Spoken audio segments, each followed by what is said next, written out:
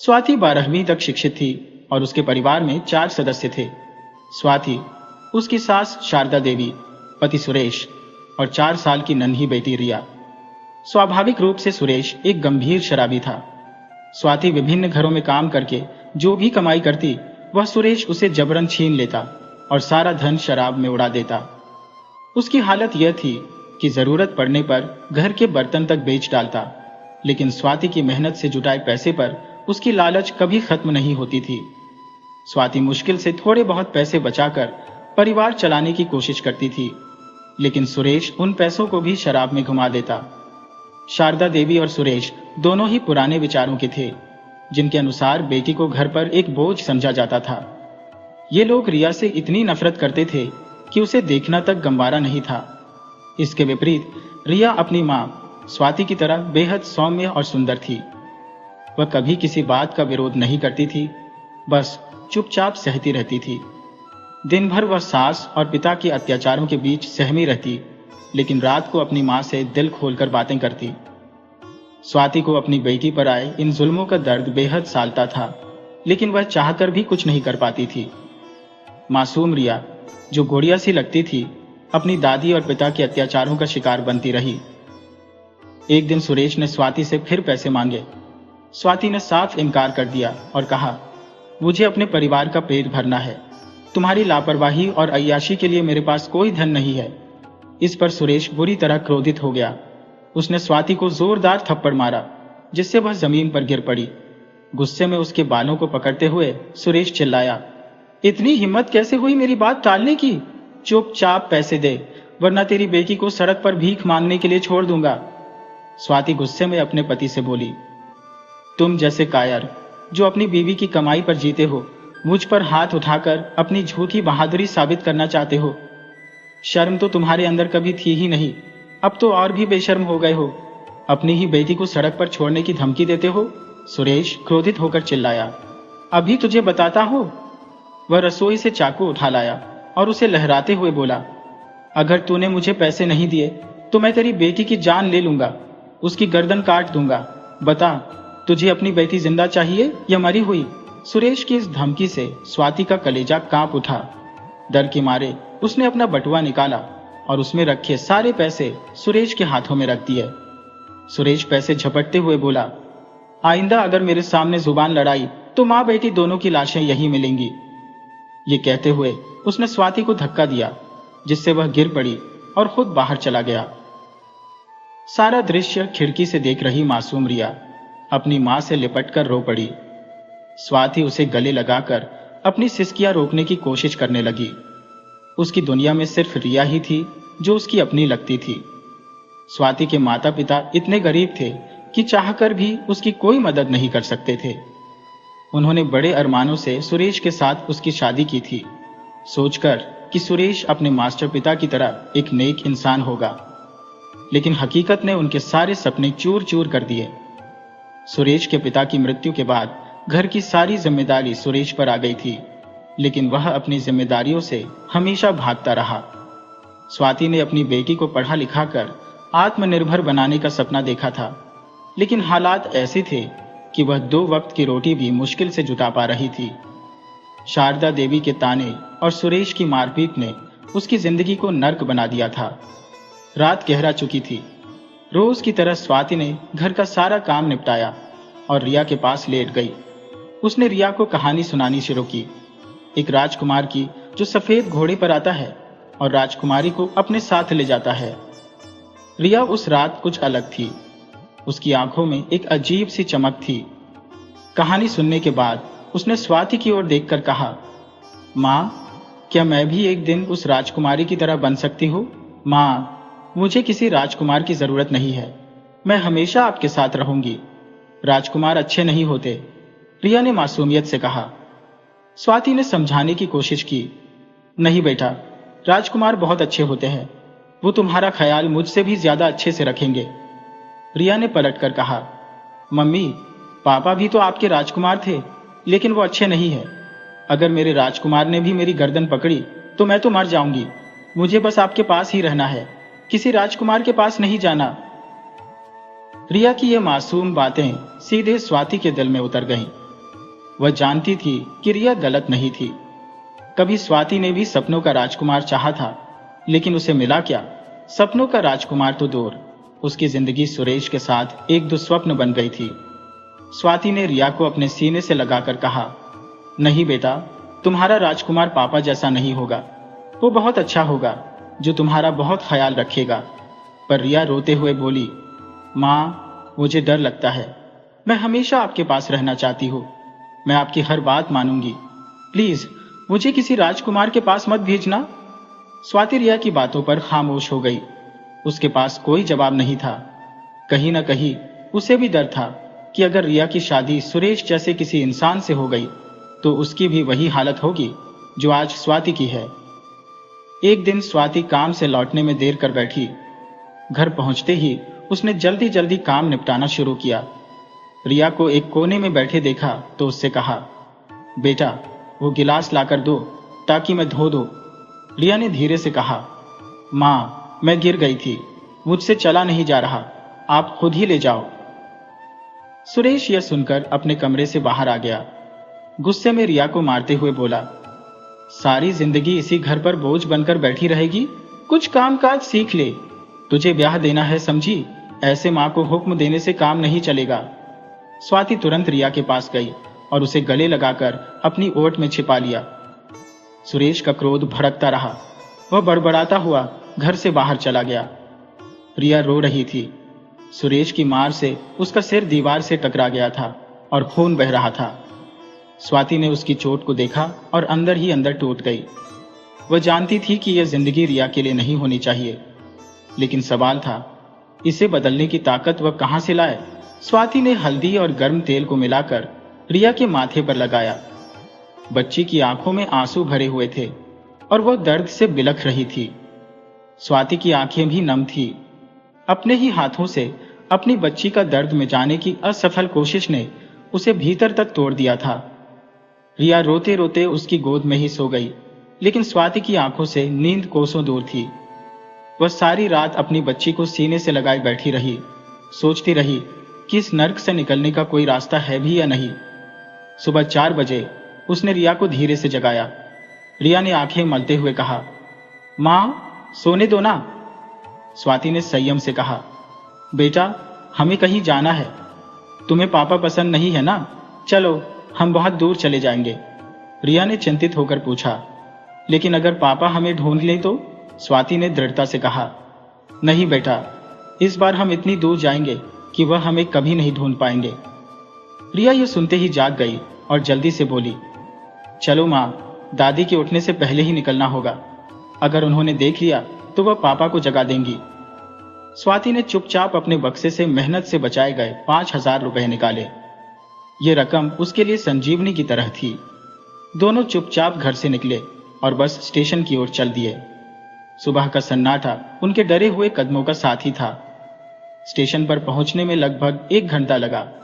वहां मिर्जापुर की एक बस खड़ी थी।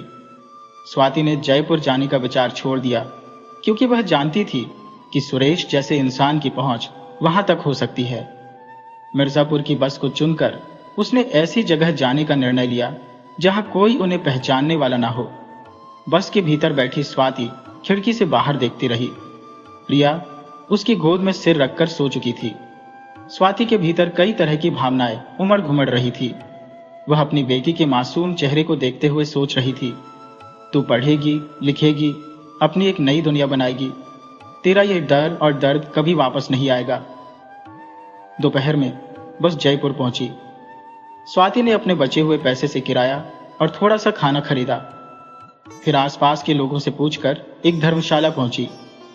वहीं उसने अस्थायी रूप से रुकने का फैसला किया, क्योंकि उसके पास न कोई ठिकाना था और न कोई स्थायी समाधान। स्वाति जानती थी कि यह रास्ता कठिन और अनिश्चितताओं से भरा है, लेकिन अपने और अपनी बच्ची के लिए एक बेहतर जिंदगी का सपना अब उसकी हिम्मत का ईंधन बन चुका था। स्वाति और रिया आज आराम कर रही थी। स्वाति ने आश्रम में रहने वालों से किसी स्कूल के बारे में जानकारी ली। पता चला कि धर्मशाला के पास ही एक सरकारी स्कूल था। स्वाति ने निश्चय किया कि कल से रिया को स्कूल भेजना शुरू करेगी। शाम को उसने रिया के लिए एक बैग और कुछ कपड़े खरीदे। माँ बेटी दोनों धर्मशाला लौटकर जल्दी सो गईं, ताकि अगला दिन अच्छे से शुरू हो सके। अगली सुबह स्वाति ने रिया को स्कूल छोड़ा और काम की तलाश में निकल पड़ी। सबसे पहले उसे एक दुकान में थैले बनाने का काम मिला। वहां उसने 2 घंटे मेहनत की और मेहनताना लिया। फिर वह आगे बढ़ी और एक घर में कपड़े और बर्तन धोने का काम भी कर लिया। काम निपटाने के बाद वह रिया को स्कूल से लेने पहुंच गई। आज माँ बेटी दोनों के चेहरे पर खुशी झलक रही थी, पर स्वाति यह भी जानती थी कि रोज काम इतना आसानी से नहीं मिलेगा। लौटते समय रास्ते में उसने देखा कि एक निर्माण स्थल पर काम चल रहा था। वहां कई महिलाएं काम कर रही थी। स्वाति थकी हुई थी, फिर भी वह ठेकेदार के पास गई और काम के लिए पूछा। ठेकेदार ने आधे दिन के बीत जाने के कारण आधा मेहनताना देने की बात कही। स्वाति ने रिया को वहां काम कर रही अन्य महिलाओं के बच्चों के साथ छोड़ दिया और खुद काम पर लग गई। काम करते करते उसे कमजोरी महसूस होने लगी, क्योंकि पिछले दिन से उसने कुछ खाया नहीं था। काम खत्म होने के बाद स्वाति ने देखा कि रिया किताब पढ़ रही थी, जबकि बाकी बच्चे खेल रहे थे। स्वाति ने पूछा, बेटा तुम खेल क्यों नहीं रही? रिया ने जवाब दिया, माँ मैं गिर गई थी, इसलिए पैर में दर्द हो रहा है, और आज मैम ने मुझे सीधी लकीर खींचना सिखाया। मैंने उसे अच्छे से सीख लिया। थोड़े दिनों में वह मुझे अक्षर लिखना भी सिखाएंगी। स्वाति ने गर्व से कहा, बहुत अच्छी बात है बेटा, बस मन लगाकर पढ़ाई करना। बड़े होकर तुम कामयाब बनोगी और मेरा नाम रोशन करोगी। रिया ने मुस्कुराते हुए कहा, ठीक है माँ, लेकिन मुझे भूख लगी है। स्वाति ने प्यार से कहा, चलो मेरी राजकुमारी को खाना खिलाते हैं। रिया ने मुंह बनाते हुए कहा, मैं सिर्फ आपकी राजकुमारी हूं, किसी और की नहीं। स्वाति हंसते हुए बोली, हाँ हाँ, मेरी बेटी सिर्फ मेरी राजकुमारी है। स्वाति ने रिया को खाना खिलाया और धर्मशाला ले आई। इस तरह दिन गुजरते गए और दोनों अपनी नई जिंदगी में रमने लगे। स्वाति ने प्रतिदिन उसी निर्माण स्थल पर जाकर काम करना जारी रखा। समय के साथ उसने अपने अथक परिश्रम से रुपये 30,000 इकट्ठा कर लिए। लेकिन एक दिन जब वह थकी हारी घर लौटी तो पाया कि उसके मेहनत से संचित धन में से 25,000 रुपये चोरी हो गए। केवल 5,000 रुपये जो उसने अलग रखे थे बच पाए। ये घटना स्वाति के सपनों पर बिजली बनकर गिरी। जिस धन को उसने रिया की पढ़ाई और घर का किराया चुकाने के लिए जुटाया था, वह लुट गया। उसकी आंखों में भविष्य के सारे सपने चकनाचूर हो गए।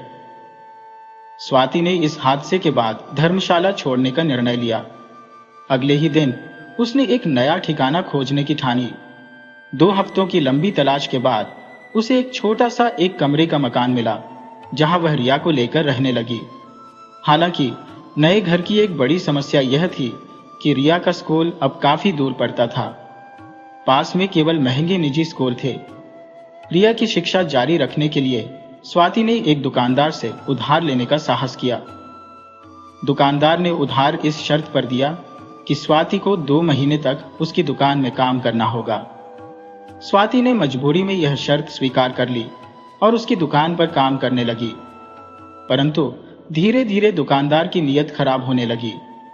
वह स्वाति के साथ असभ्यता और दुर्व्यवहार करने लगा। एक दिन जब स्वाति ने उसके बर्ताव का विरोध किया तो उसने स्वाति को थप्पड़ मार दिया। गुस्से में उसने कहा, अगर यहां काम करना है तो यह सब सहना पड़ेगा। अगर यहां नहीं आना चाहती हो तो मेरे 5,000 रुपये वापस करो। स्वाति ने आंसू भरी आंखों से जवाब दिया, मैं पिछले 1 महीने से यहां काम कर रही हूं, उसका मेहनताना कौन देगा? दुकानदार ने क्रूरता से कहा, अगर छुटकारा पाना है तो पूरे पैसे लौटाने होंगे। ये सुनते ही स्वाति बेबस होकर घर की ओर दौड़ पड़ी। वह अपने आप को असहाय और परिस्थितियों का गुलाम महसूस कर रही थी। जब वह घर पहुंची तो उसने रिया को पढ़ाई करते हुए पाया। घर के बाहर चाय की दुकान वाले बूढ़े काका से स्वाति ने कहा कि वह रिया पर नजर रखे। रोती हुई स्वाति काका की दुकान पर बैठ गई। काका ने जब उसका दुख जानना चाहा तो उसने अपनी व्यथा उन्हें सुना दी। काका ने उसे सांत्वना देते हुए कहा, बेटा, तेरे घर के पास जो बड़ा सा बंगला है, वहां जो पति पत्नी रहते हैं, वे बहुत भले लोग हैं। उनसे मदद मांग, वे तेरी मदद जरूर करेंगे। स्वाति के पास अब यही एक विकल्प बचा था। अपने आत्मसम्मान को बचाने और रिया का भविष्य सुरक्षित करने की उम्मीद में वह उस घर के दरवाजे पर पहुंची। दरवाजे की घंटी बजाने पर एक महिला ने दरवाजा खोला। स्वाति अपनी व्यथा उस महिला को बताती है, जिसने उसे स्नेहपूर्वक अपने पति मदन के पास ले जाकर पूरी स्थिति समझाई। मदन ने बिना किसी हिचकिचाहट के उसकी सहायता करने का निर्णय लिया। अगले दिन स्वाति दुकानदार के पास जाकर उसका सारा उधार चुका देती है और उस दुर्व्यवहार से छुटकारा पा लेती है। इसके बाद स्वाति ने मजदूरी पर ध्यान केंद्रित किया और दिन रात मेहनत करके अपना कर्ज चुकाने में लग गई। लगभग 1 महीने के अंदर उसने उन पड़ोसी पति पत्नी को रुपये 5,000 लौटा दिए, जिनसे उसने उधार लिया था। इसके साथ ही उसने अपने घर का 2,500 रुपये का किराया भी चुका दिया। रिया अब भी निजी विद्यालय में पढ़ रही थी और अगले महीने उसकी फीस भरने की जिम्मेदारी स्वाति पर थी। स्वाति के लिए समस्या तब और बढ़ गई जब निर्माण कार्य 1 महीने के लिए स्थगित कर दिया गया। उसके पास कोई नियमित आय नहीं थी। इस कठिन समय में उसने अलग अलग घरों में छोटे मोटे काम किए और दुकानों पर थैले बनाने जैसे अस्थायी कार्यों से कुछ पैसे जुटाए, लेकिन यह सब उसके लिए पर्याप्त नहीं था। घर चलाने और रिया की किताबों और फीस का प्रबंध करना किसी पहाड़ को उठाने जैसा था। किराए की तारीख भी नजदीक आ रही थी और स्वाति को एक स्थिर काम की जरूरत महसूस हुई। एक दिन वह फिर से शुभम और कविता ग्रेवाल के घर का दरवाजा खटखटाती है। इस बार वह मदद नहीं बल्कि काम मांगने गई थी। कविता ने जैसे ही दरवाजा खोला उसे पहचान लिया और अंदर आने को कहा। स्वाति संकोच करते हुए बोली, नहीं दीदी, मैं अंदर नहीं आऊंगी। बस इतना बताइए कि क्या आपके घर में मुझे कोई काम मिल सकता है? कविता ने आश्चर्य से पूछा। काम क्यों चाहिए? स्वाति ने सिर झुकाकर जवाब दिया। दीदी, बार बार काम बदलने से स्थिति सुधर नहीं रही है। घर का किराया और रिया की फीस हर बार मेरे सामने चुनौती बनकर खड़ी हो जाती है। अगर एक ही जगह काम करूंगी तो यह परेशानी नहीं होगी। कविता ने मुस्कुराते हुए कहा। ठीक है, पहले रसोई में जाओ और 3 कप चाय बना लाओ। यह सुनकर स्वाति चौंकी। मतलब आपने मुझे काम पर रख लिया? कविता ने कहा। हाँ, लेकिन सवाल यह है कि तुम अंदर आकर काम करोगी या बाहर से ही? स्वाति ने झिझकते हुए कहा। दीदी, अब घर के अंदर तो जाना ही पड़ेगा। कविता ने उसे रसोई का रास्ता दिखा दिया और खुद अपने कमरे में चली गई। स्वाति ने पहले भी ऐसी रसोई में काम किया था, इसलिए उसे कोई कठिनाई नहीं हुई। 10 मिनट में वह 3 कप चाय लेकर कविता और शुभम के पास पहुंची, जो सोफे पर बैठे बातें कर रहे थे। स्वाति ने दोनों को चाय दी और फिर हैरानी से पूछा, दीदी, यहां तो आप दोनों ही हैं, तो आपने 3 कप चाय क्यों बनवाई? शुभम मुस्कुराते हुए बोले, तीसरा कप तुम्हारे लिए है, क्या तुम चाय नहीं पियोगी? स्वाति थोड़ी सकुचाई और बोली, भैया, अब मैं केवल घर पर ही चाय पीती हूँ, बाहर काम करते हुए यह आदत छूट गई थी। शुभम ने उसकी ओर चाय का कप बढ़ाते हुए कहा, अब से इसे अपनी नई शुरुआत मान लो। शुभम मुस्कुराते हुए कहता है, तुमने मुझे भाई भी कहा और चाय भी नहीं पी रही हो। अब तो ये घर तुम्हारा ही है, आराम से रहो। स्वाति हल्की मुस्कान के साथ जवाब देती है, जी भैया। लेकिन वह खड़ी खड़ी ही चाय पीने लगती है। यह देखकर शुभम और कविता उसे अपने पास बैठा लेते हैं। उन दोनों के सानिध्य में स्वाति को बहुत अच्छा लग रहा था। शुभम, जो एक कुशल इलेक्ट्रॉनिक इंजीनियर थे, एक प्रतिष्ठित कंपनी में कार्यरत थे और आर्थिक रूप से सशक्त थे। उनका परिवार जयपुर के समीप एक गांव में निवास करता था, जबकि शुभम और कविता अपने करियर के चलते शहर में रह रहे थे। उनकी शादी को लगभग 2 वर्ष बीत चुके थे। दोनों ही हृदय से निश्चल और सहृदय स्वभाव के थे और इसी कारण उनके संबंधों में सदा मधुरता बनी रहती थी। तीनों साथ बैठे थे और शुभम और कविता स्वाति से संवाद कर रहे थे ताकि उसे सहज महसूस हो और वह इस घर को अपना समझ सके। शुभम ने सहजता से पूछा, रिया कैसी है? उसकी पढ़ाई कैसी चल रही है? स्वाति ने उत्तर दिया, जी, उसकी पढ़ाई तो बहुत अच्छी चल रही है, लेकिन वह बिल्कुल भी ठीक महसूस नहीं करती। वह आगे कहती है, वह घर से बाहर नहीं निकलती, बच्चों के साथ नहीं खेलती, बस चुपचाप बैठी रहती है और पढ़ाई में लगी रहती है। जब मैं घर पर नहीं रहती तो वह अकेली हो जाती है, इसी वजह से वह गुमसुम रहती है। मैंने कई बार उससे कहा कि बाहर जाकर खेला करो, लेकिन वह कहती है, मुझे डर लगता है कि पापा आएंगे तो डांटेंगे या मारेंगे। यह सुनकर शुभम चिंतित हो गया और स्वाति के अतीत के बारे में जानने की इच्छा प्रकट की। स्वाति ने अनायास ही अपनी कहानी बता दी। शुभम ने कहा, मुझे लगा था कि तुम्हारे पति अब इस दुनिया में नहीं है, इसलिए तुम अकेली हो, लेकिन यह तो कुछ और ही कहानी है। शुभम ने स्वाति से पूछा, तुम पढ़ी लिखी हो, तुम्हें सुरेश के खिलाफ केस करना चाहिए था। कविता ने सहमति जताते हुए कहा, हाँ स्वाति, उसे कठोर सजा मिलनी चाहिए थी। स्वाति ने दुख भरे स्वर में उत्तर दिया, दीदी, वहां के लोग बहुत संकीर्ण सोच के हैं। पुलिस थाने जाने का भी डर लगता है। वहां औरत को केवल वस्तु समझा जाता है, उसकी खुशियों की कोई कीमत नहीं होती। यह सुनकर शुभम और कविता ने एक दूसरे की ओर देखा। कविता ने कुछ क्षण विचार कर कहा, स्वाति, रिया को स्कूल से आने के बाद यहां ले आया करो, मैं उसे पढ़ा दिया करूंगी और उसे अकेलापन भी महसूस नहीं होगा। वैसे भी अब तो घर के काम तुम्हारे आने से बहुत हल्के हो गए हैं। कविता ने मुस्कुराते हुए जोड़ा, हाँ स्वाति, मुझे बुला लिया करो, मैं सारा दिन बैठे बैठे बोर हो जाती हूँ और बच्चे की देखभाल करना भी मुझे सीखना चाहिए। शुभम मुस्कुराते हुए कहता है, हाँ, बच्चों की देखभाल करना सीख लो, अब तो यह हुनर जल्दी ही काम आने वाला है। स्वाति ने उत्तर दिया, बच्चा तो है ही, ध्यान रखना पड़ेगा। शुभम ठिठोली करता है, अरे मेरी बहना, 8 महीने में तुम्हारा यह हुनर अमूल्य हो जाएगा। कविता ने तुम्हें इसी कारण काम पर रखा है, क्योंकि अब वह थकान से परेशान हो चुकी है। वह सुबह ही कह रही थी कि या तो गांव चली जाएंगी या मां को यहां बुला लेंगी। आज तो उन्होंने मुझसे झाड़ू पोछा तक करवा लिया। देखो, संडे के दिन भी काम करने को मजबूर हो। स्वाति ने हंसते हुए जवाब दिया, अब आपको काम नहीं करना पड़ेगा भैया, मैं यहां हूं न दीदी का ख्याल रखने के लिए। कविता ने मुस्कुराते हुए कहा, तो मुझे भाभी कहा करो, बहन तो हो लेकिन ननद नहीं। शुभम ठिठोली करता है, मेरी बहन की कमी पूरी हो गई। कविता ने छेड़ते हुए कहा, तभी तो कह रही हो, मुझे भी ननद चाहिए। आपको बहन मिल सकती है तो मुझे ननद क्यों नहीं। स्वाति ने जवाब दिया, ठीक है, अब मैं आपको भाभी भैया कहकर बुलाऊंगी। कविता ने कहा, बस यही चाहिए था, अब रिया को यहां लेकर आओ, हम दोनों उसके साथ खेलेंगे। शुभम ने कहा, और तुम घर का काम करोगी? स्वाति बोली, जी भाभी, अभी लेकर आती हो। स्वाति ने कविता और शुभम जी के घर पर काम करना शुरू किया। रिया स्कूल से लौटने के बाद अक्सर कविता के पास आ जाती थी। कविता रिया को बहुत प्यार से रखती थी और स्वाति भी मजदूरी पर नहीं जाती थी, जिससे उसे रिया के लिए समय मिल जाता। धीरे धीरे स्वाति रिया की फीस और किराया समय पर भरने लगी और कुछ पैसे बचाने भी लगी। शुभम और कविता स्वाति को सम्मान और देखभाल से रखते थे और बदले में स्वाति भी कविता का पूरी निष्ठा से ध्यान रखती थी। समय बीतता गया। एक दिन कविता और शुभम जी को बेटी का वरदान मिला। दोनों ने उसका नाम खुशी रखा। पूरे घर में आनंद छा गया। शुभम जी की मुस्कान देखकर स्वाति सोच में डूब गई।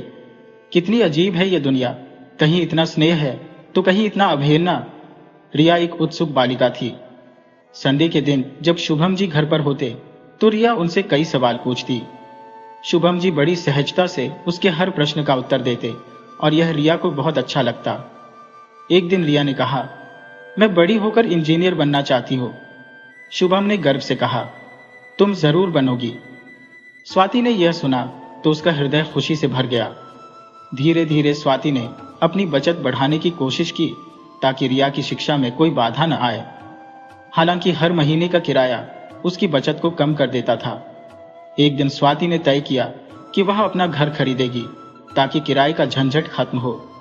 जब उसने घर खरीदा तो सारी जमा पूंजी खत्म हो गई, लेकिन इसके बाद बचत बढ़ने लगी क्योंकि घर चलाने का खर्च कम था। स्वाति ने अपने दृढ़ संकल्प और मेहनत से यह सब संभव किया। अब रिया के भविष्य की राह और भी उज्जवल दिखने लगी। स्वाति अपनी मेहनत की कमाई रिया की शिक्षा में लगा रही थी और जो बचता उसे वह धीरे धीरे संजो रही थी। उधर खुशी भी अब बड़ी हो रही थी। वह रिया को दीदी कहकर बुलाती और उसके साथ स्कूल जाने लगी थी। खुशी को रिया के साथ समय बिताना बेहद प्रिय था। जब भी खेलने का मन होता, भूख लगती या किसी मदद की जरूरत होती वह रिया को ही पुकारती। रिया भी उसे अपनी सगी छोटी बहन जैसा स्नेह देती थी। समय अपनी रफ्तार से बढ़ता गया।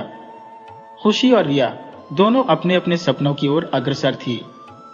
खुशी अब 10वीं कक्षा में थी और रिया ने 12वीं की परीक्षा पूरी कर आईआईटी का प्रवेश परीक्षा उत्तीर्ण कर सरकारी इंजीनियरिंग कॉलेज में दाखिला ले लिया था। रिया बीटेक में दाखिला लेकर दिन रात परिश्रम कर रही थी ताकि वह अपनी मां को सुखद और निश्चिंत जीवन दे सके। स्वाति अपने अंतर्मन में बहुत संतोष महसूस कर रही थी। रिया भले ही अब हॉस्टल में रहने लगी थी और उससे दूर थी, लेकिन उसकी सफलता स्वाति के सपनों को साकार होते देख रही थी। खुशी अपनी दीदी को बहुत याद करती थी, लेकिन अब उसने स्वयं पर निर्भर रहना भी सीख लिया था। कविता जी और शुभम जी को भी रिया की अनुपस्थिति खलती थी, लेकिन यह सोचकर प्रसन्नता होती थी कि रिया अपनी मां और परिवार के लिए कठिन परिश्रम कर रही है। रिया की पढ़ाई पूरी होने में वक्त गुजर गया। जैसे ही उसकी अंतिम वर्ष की शिक्षा समाप्त हुई, उसे एक प्रतिष्ठित कंपनी में नौकरी का प्रस्ताव मिल गया। जब वह घर लौटी तो स्वाति की आंखें खुशी के आंसुओं से भर गई।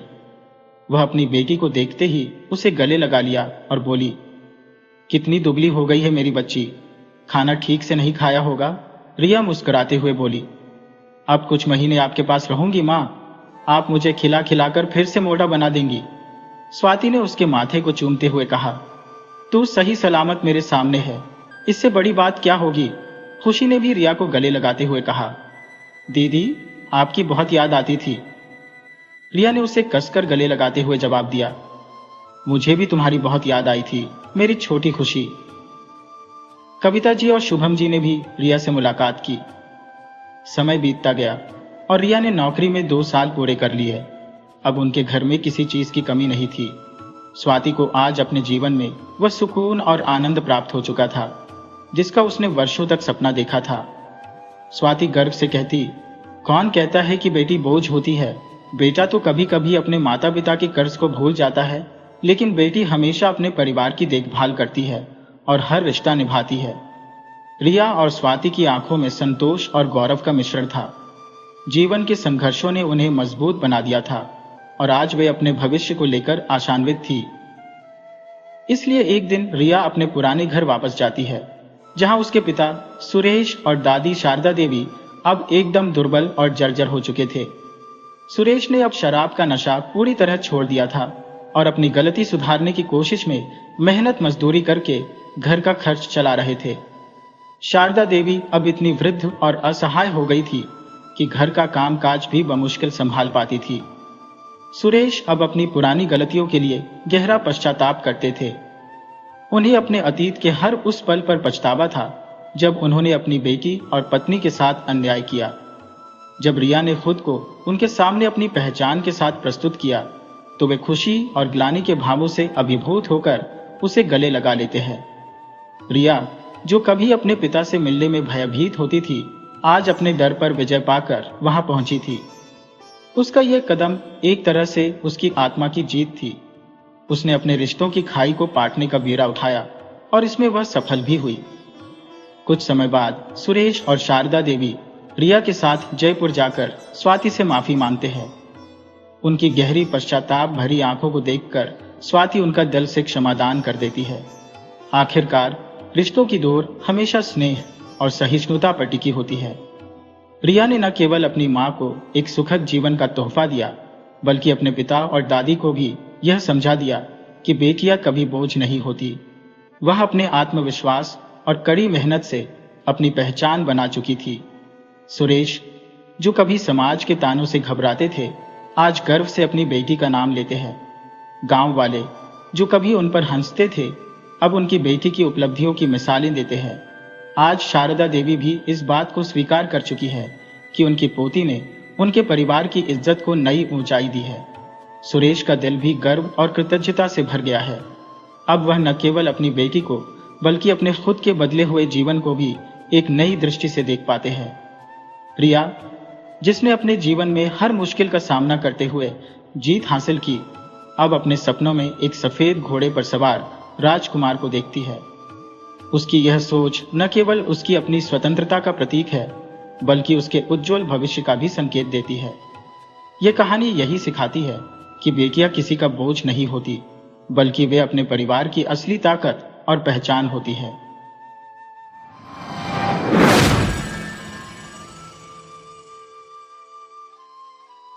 सज्जनपुर नामक एक गांव में खेमचंद नाम का एक किसान रहा करता था, जिसे गांव के सभी लोग प्यार से खेमू बुलाते थे। उसके परिवार में उसकी पत्नी और 2 बच्चे शामिल थे। गरीबी और बीमारी की वजह से खेमू का शरीर इतना कमजोर हो चुका था कि वह हड्डियों के ढांचे जैसा प्रतीत होता था। उसका परिवार 2 वक्त की रोटी जुटाने के लिए भी तरस रहा था। हालांकि खेमू की हालत हमेशा ऐसी नहीं थी। एक समय ऐसा था जब उसका परिवार सुख समृद्धि में जीवन व्यतीत करता था। 2 साल पहले गांव में फैली महामारी ने इस खुशहाली पर ग्रहण लगा दिया। इस महामारी ने न जाने कितने लोगों की जान ले ली। खेमू भी इस भयावह बीमारी की चपेट में आया, परंतु ईश्वर की कृपा से उसकी जान बच गई। लेकिन बीमारी ने उसे इतना जर्जर कर दिया कि वह अब सिर्फ नाम का जीवित था। महामारी तो गांव से समाप्त हो गई, परंतु खेमू और उसके परिवार के लिए वह विपत्तियों का अंबार छोड़ गई। पहले जो खेमू हट्टा कट्टा और स्वस्थ था, अब वही बीमारी और कमजोरी से जूझता हुआ एक निरीह व्यक्ति बन चुका था। उसने कई वैद्यों और हकीमों से इलाज करवाया, परंतु कोई लाभ नहीं हुआ। उसके पास जो 2 बीघा जमीन थी, वह भी इलाज के खर्चों में बिक गई। अब स्थिति यह हो गई थी कि घर में खाने के लिए अन्न का एक दाना तक नहीं बचा था। उसकी कमजोरी इतनी बढ़ चुकी थी कि वह मेहनत मजदूरी करने लायक भी नहीं रहा। उसका शरीर मानो हड्डियों पर मांस की पतली परत जैसा था, परंतु अपने परिवार की भूख और तकलीफ उसे सहन नहीं हो रही थी। आज भी घर में खाने के लिए कुछ नहीं था और उसके बच्चे भूख से बिलख रहे थे। अपने बच्चों को भूख से बिलखते देखकर खेमू ने रसोई घर का रुख किया, इस आस में कि शायद कुछ खाने पीने का सामान मिल जाए। लेकिन रसोई की स्थिति देखकर उसकी उम्मीदें बिखर गईं। हर बर्तन खाली था और घर में अन्न का एक भी दाना मौजूद नहीं था। यह मंजर देखकर उसकी पत्नी ने व्यथित होकर कहा, तुम आखिर कब तक इस तरह से बिना कुछ किए बैठे रहोगे? कोई रोजगार क्यों नहीं ढूंढते? पत्नी की बात सुनकर खेमू ने भारी मन से उत्तर दिया, मैंने अपनी जिंदगी में कभी भी जिम्मेदारी से मुंह नहीं मोड़ा, लेकिन यह बीमारी मुझे ऐसा जर्जर बना चुकी है कि अब मैं मेहनत मजदूरी के लायक नहीं रहा। तुम भी तो जानती हो ये बात। पत्नी की बातें खेमू के मन पर गहरा असर डाल गईं। उसने घर में कुछ उपयोगी वस्तु ढूंढनी शुरू की ताकि उसे बेचकर बच्चों के लिए भोजन का इंतजाम कर सके। खोजते खोजते उसकी नजर एक लंबी रस्सी पर पड़ी। उसने उस रस्सी को उठाया और बोला, मैं इस रस्सी को बेचकर आता हूं, शायद इससे बच्चों के लिए कुछ खाना पानी का इंतजाम हो जाए। पत्नी ने निराश होकर कहा, आज तो हम खा लेंगे, लेकिन कल का क्या होगा? इस पर खेमू ने उत्तर दिया, कल का मालिक तो मेरा परमात्मा है, वह कुछ न कुछ उपाय जरूर करेगा। रस्सी उठाकर खेमू बाजार की ओर चल दिया। बाजार में उसने काफी देर तक आवाजें लगाई। आखिरकार एक ग्राहक मिला। ग्राहक बोला, मैं इस रस्सी के लिए 5 आने दे सकता हूं। खेमू ने जवाब दिया, इस रस्सी की कीमत इससे ज्यादा है, मैंने इसे कुछ ही दिनों पहले 10 आने में खरीदा था। ग्राहक ने उसकी मजबूरी भांपते हुए कहा, अगर तुम्हें रस्सी बेचनी है तो 5 आने में दे दो, वरना किसी और ग्राहक को ढूंढ लो। खेमू के पास और कोई विकल्प न था। उसने रस्सी 5 आने में बेच दी और वह रकम लेकर घर लौटने के लिए निकला। रास्ते में उसने देखा कि 2 लोग आपस में झगड़ रहे थे। जिज्ञासावश वह उनकी ओर बढ़ा। नजदीक पहुंचने पर उसने देखा कि एक नौजवान एक बूढ़े व्यक्ति का गला पकड़कर उसे कहीं ले जाने की कोशिश कर रहा था। बूढ़ा व्यक्ति अपनी जान बचाने के लिए संघर्ष कर रहा था। खेमू ने नौजवान से पूछा, तुम इसे कहां ले जा रहे हो? यह तो तुम्हारे पिता की उम्र का है, क्या इसे इस तरह से घसीटना उचित है? वृद्ध ने करुणा भरी आवाज में कहा, भाई साहब, यह नौजवान मुझे केवल 5 आने के लिए कोतवाल के पास ले जाना चाहता है ताकि मुझे जेल में डलवा सके। क्या यह उचित है कि मैं, जिसने इतने वर्षों तक इस नगर में सम्मान की जिंदगी जी है, केवल 5 आने के लिए कैद खाने में डाल दिया जाऊं? खेमू ने उस वृद्ध की करुण बातें सुनी और विचार करने लगा कि क्या सचमुच कोई मुझसे भी अधिक जरूरतमंद हो सकता है? यदि यह बूढ़ा कैद खाने चला गया तो उसके परिवार का भरण पोषण कौन करेगा? इस विचार से प्रेरित होकर खेमू ने अपनी जेब से 5 आने निकाले और उस युवक को देते हुए कहा, लो, यह रहे तुम्हारे पैसे, अब इस बूढ़े को छोड़ दो। पैसे लेकर वह नौजवान वहां से चला गया और बूढ़ा अब थोड़ी राहत में आ चुका था। वह वृद्ध खेमू के पैरों में गिर गया और रोते हुए बोला, परमात्मा तुम्हारा भला करे, तुम्हें इसका 100 गुना लौटाएगा। उसकी दुआएं सुनते हुए खेमू भी अपने घर की ओर चल पड़ा। रास्ते में उसके मन में विचार उठ रहे थे, अब घर लौटने पर मुझे खाली हाथ ही जाना पड़ेगा। लेकिन उसके हृदय में यह सुकून भी था कि उसने गरीबी के बावजूद एक नेक कार्य किया। जैसे ही वह घर पहुंचा, उसकी पत्नी ने उसे चुपचाप सिर झुकाए खड़ा देखा। वह समझ गई कि खेमू न केवल खाने पीने का प्रबंध करने में विफल रहा, बल्कि घर से ले जाई गई रस्सी भी गंवा बैठा। उसने पूछा, क्या हुआ, तुम खाली हाथ क्यों लौटे और वह रस्सी कहाँ गई? खेमू ने पूरे घटनाक्रम को विस्तार से बताया। यह सुनकर उसकी पत्नी ने गहरी सांस लेते हुए कहा, तुमने भले एक नेक काम किया, लेकिन याद रखो कि जो दीपक घर की रोशनी के लिए होता है, उसे मंदिर में जलाने से घर अंधेरे में डूब जाता है। अब सोचो, तुम्हारे इस काम के बाद तुम्हारे बच्चों को कौन खिलाएगा? पूरे नगर में भला कौन आएगा जो उनका पेट भरेगा? खेमू बोला, तुम्हारी बात सही है, मैं पूरी तरह सहमत हूं, लेकिन वह बूढ़ा व्यक्ति हमारी तुलना में कहीं अधिक कष्ट में था। पत्नी ने कटु स्वर में कहा, अब पछताने से कुछ नहीं होगा, जो होना था हो गया, आगे से ऐसी गलती मत करना। खेमू जानता था कि उसकी पत्नी की बातें कड़वी जरूर हैं, लेकिन सच है। वह मन ही मन सोचने लगा कि अब क्या किया जाए। कुछ क्षण बाद उसके मन में एक विचार आया। वह उठा और घर के टूटे फूटे सामान को ध्यान से देखने लगा। कभी इधर देखता, कभी उधर, लेकिन उसे ऐसा कुछ भी नहीं मिला जिसे बेचकर बच्चों के लिए कुछ प्रबंध किया जा सके। वह निराश होकर वापस अपनी जगह पर आकर बैठ गया। अचानक उसकी नजर एक पुराने बिस्तर पर पड़ी जिसे बच्चे बिछाने के लिए इस्तेमाल करते थे। उसने अपनी पत्नी से कहा, मैं इसी बिस्तर की तलाश में था, तुम कहो तो इसे बेच आऊं। पत्नी झल्लाते हुए बोली, बच्चे भूखे हैं और तुम उनका यह बिछौना भी छीन लेना चाहते हो? खेमू ने संयत स्वर में कहा, तुमने सही कहा कि बच्चे भूखे हैं, इसलिए सबसे महत्वपूर्ण बात यह है कि उनके खाने का प्रबंध हो। यह बिस्तर रहे या न रहे, उससे क्या फर्क पड़ता है? उसकी पत्नी ने जब यह महसूस किया कि खेमू की नजरों में उस बिस्तर की कोई खास अहमियत नहीं है, तो उसकी आंखों से अश्रु बह निकले। उसने रुआंसे स्वर में कहा, ठीक है, इसे समेट लो और बेच डालो, लेकिन ध्यान रखना, इसे अच्छी कीमत पर बेचना, ताकि कम से कम कुछ दिनों तक हमारे बच्चों का पेट तो भर सके। खेमू के पास अब कुछ भी कहने को नहीं था। उसने अपना सिर झुका लिया, चुपचाप बिस्तर को लपेटा और घर से बाहर निकल गया। वह धीरे धीरे चलता रहा, जब तक कि एक ऐसे बाजार में नहीं पहुंच गया जहां नई और पुरानी वस्तुओं का लेन देन होता था। खेमू ने बिस्तर बेचने के लिए आवाजें लगाईं, परंतु खरीदारों की भीड़ उसकी ओर खास आकर्षित नहीं हो रही थी।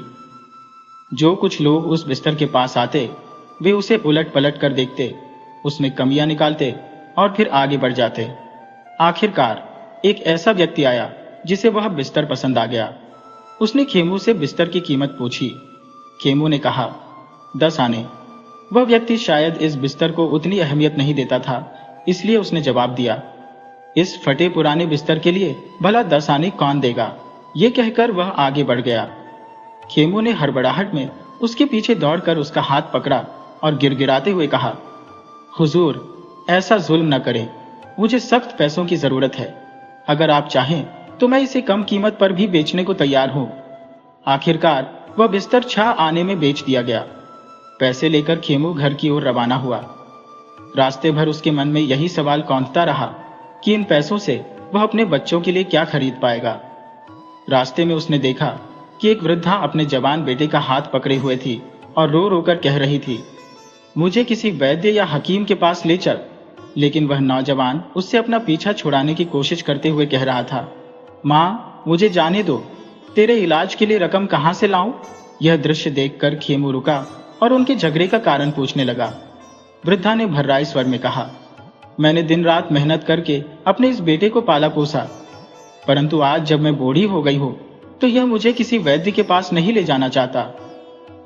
उस नौजवान ने अपने बचाव में कहा, मैं मानता हूं कि मेरी मां ने बहुत संघर्ष करके मुझे बड़ा किया, लेकिन मैं मजबूर हूं। मेरे पास इतनी रकम नहीं है कि मैं उनका इलाज करवा सकूं। ये सुनकर खेमू कुछ पल के लिए मौन हो गया। फिर उसने अपनी फटी पुरानी चादर से 6 आने निकाले और नौजवान को देते हुए कहा, लो, ये पैसे लो और अपनी मां का इलाज करवाओ। नौजवान को खेमू की इस उदारता पर विश्वास ही नहीं हो रहा था। वो खेमू के कदमों में गिरना चाहता था, लेकिन खेमू ने उसे रोकते हुए कहा, भाई, यह मत करो, अपनी जरूरत पूरी करो और अपनी मां का ख्याल रखो। इसके पश्चात वे दोनों मां बेटा वहां से चले गए और खेमू फिर से विचारों के अथाह सागर में डूब गया। वह बेचारा बेहद व्यथित और चिंतित था। उसकी निगाहें इधर उधर भटक रही थी, लेकिन अंततः वह भारी कदमों के साथ अपने घर की ओर चल पड़ा। भूख और कमजोरी के कारण उसके लिए चलना तक कठिन हो गया था, फिर भी वह अपने घर लौटने को विवश था। गिरते पड़ते किसी तरह वह अपने घर पहुंचा। उसने दरवाजे पर दस्तक दी।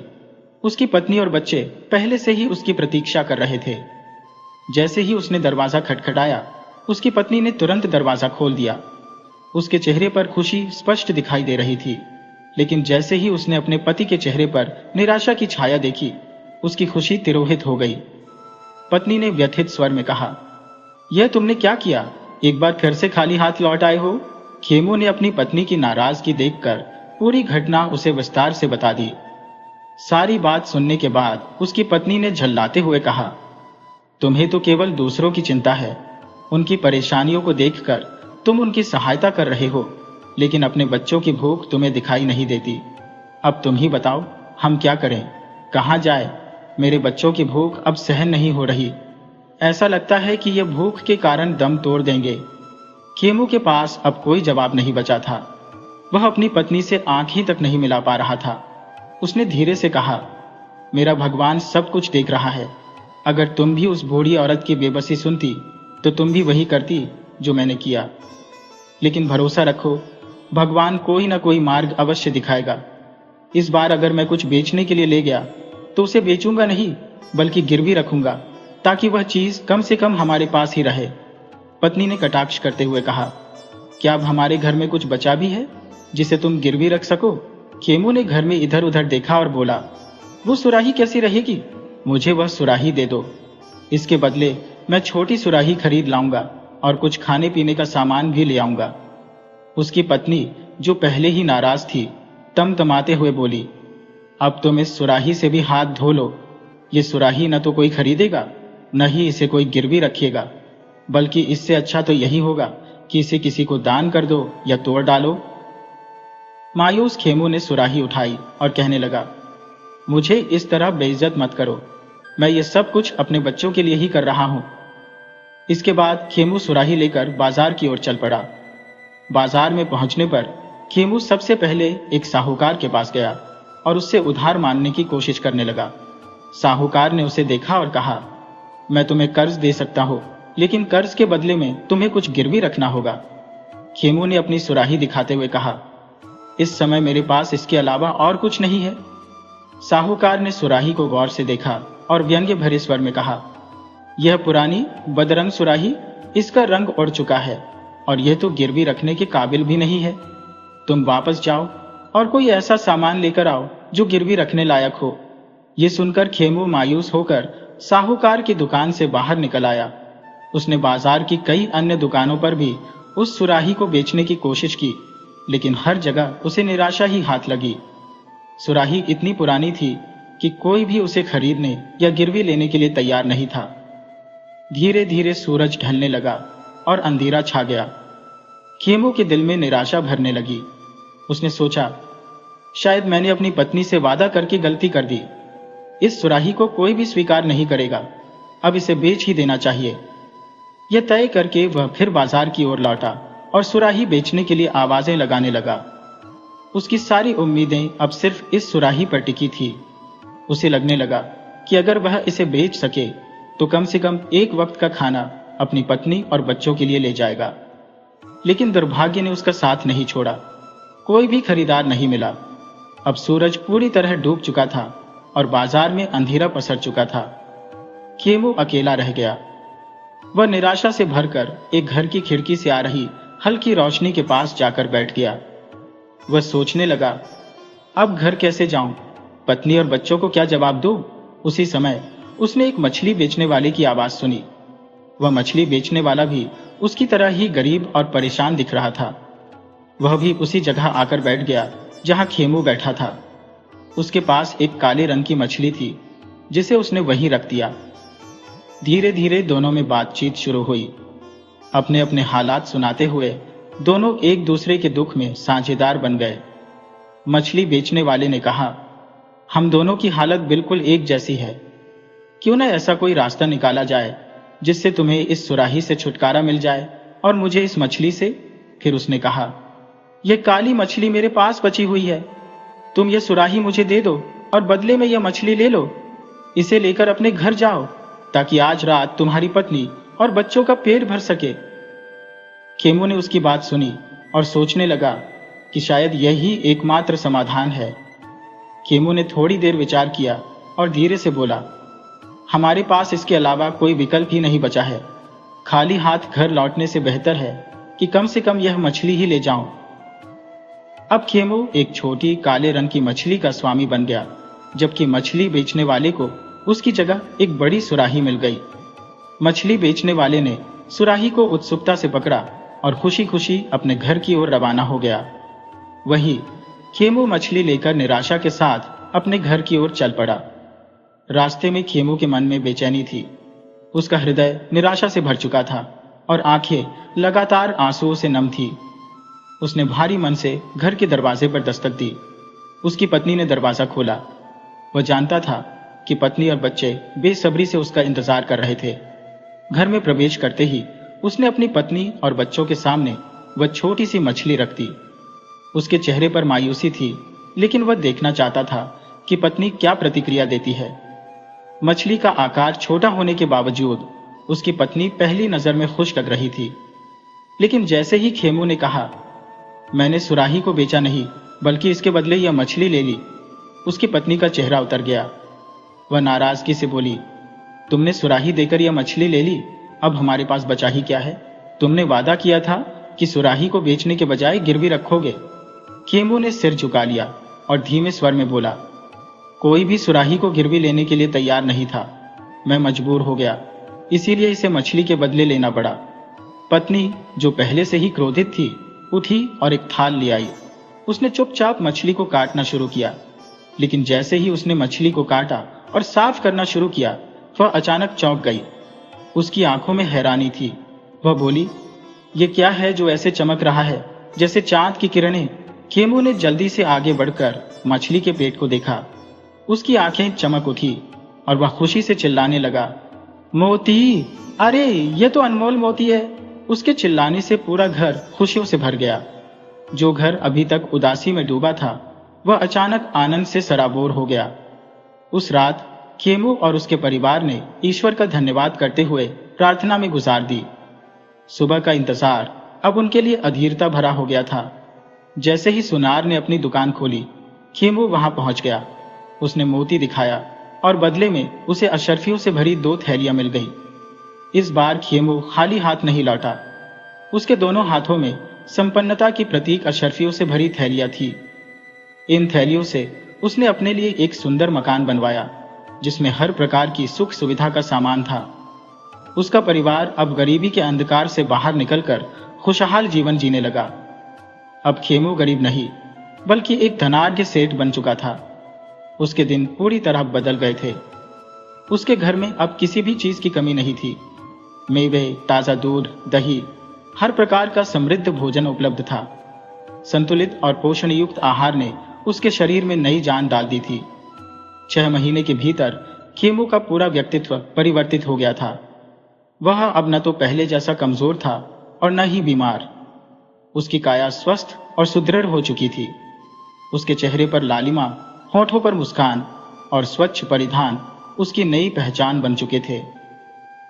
लेकिन खेमू का दिल अब भी उतना ही दयालु और सरल था जितना पहले हुआ करता था। इन 6 महीनों में उसके परिवार का भी कायाकल्प हो गया था। पूरे इलाके में चर्चा थी कि खेमू को मछली के माध्यम से एक अनमोल मोती मिला था, जिसने उसकी जिंदगी पलट दी। यह खबर धीरे धीरे उस मछली बेचने वाले के कानों तक भी पहुंची, जिसने वह मछली खेमू को सुराही के बदले दी थी। जब उसने सुना कि उसी मछली ने खेमू को मालामाल कर दिया तो उसके मन में लालच का विचार जन्म लेने लगा। उसने सोचा, क्यों न मैं खेमू के पास जाकर मछली के बदले और धनराशि मांगू। अगले दिन वह खेमू के घर जा पहुंचा। खेमू ने उसे देखते ही पहचान लिया और अपने स्वभाव के अनुरूप उसका गर्मजोशी से स्वागत किया। खेमू ने मुस्कुराते हुए कहा, आओ दोस्त, कैसे हो? तुम्हारी वजह से ही आज मेरी किस्मत चमक गई है। खेमू ने मछली बेचने वाले की खूब आवभगत की। बाद में जब दोनों बातचीत करने बैठे तो मछली बेचने वाला बोला, खेमू भाई, मेरी दी हुई मछली की वजह से ही तुम्हें वह बेशकीमती मोती मिला, क्या मुझे इनाम में कुछ नहीं मिलेगा? यह सुनकर खेमू एक पल के लिए अचंभित रह गया, लेकिन फिर उसने मुस्कुराते हुए कहा, हाँ दोस्त, यह सच है कि तुम्हारी मछली ने ही मेरी तकदीर बदली है। तुम यहीं रुको, मैं तुम्हारे लिए कुछ लाता हूं। खेमू अंदर गया और एक थैली लेकर आया। उसने वह थैली मछली बेचने वाले को दी और कहा, इसमें 100 सोने की अशर्फियां है। मुझे लगता है इनाम के तौर पर यह तुम्हारे लिए पर्याप्त होंगी। मछली बेचने वाले ने जब थैली खोली और उसमें चमचमाती अशर्फियां देखी तो उसकी आंखें चमक उठी, लेकिन उसका मन अब और लालच से भर चुका था।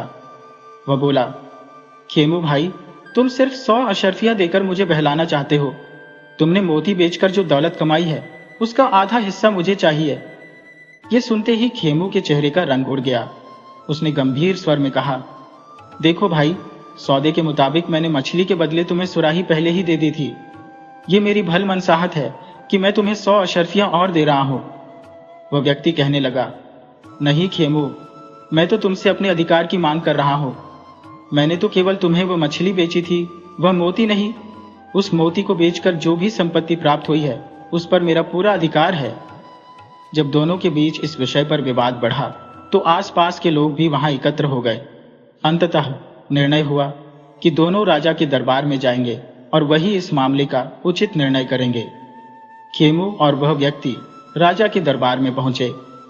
खेमू ने राजा को शुरुआत से अंत तक सारी बातें बताई कि कैसे वह बीमारी के कारण कंगाल और कमजोर हो गया था और फिर अपने परिवार का भरण पोषण करने के लिए उसे घर की चीजें बेचनी पड़ी।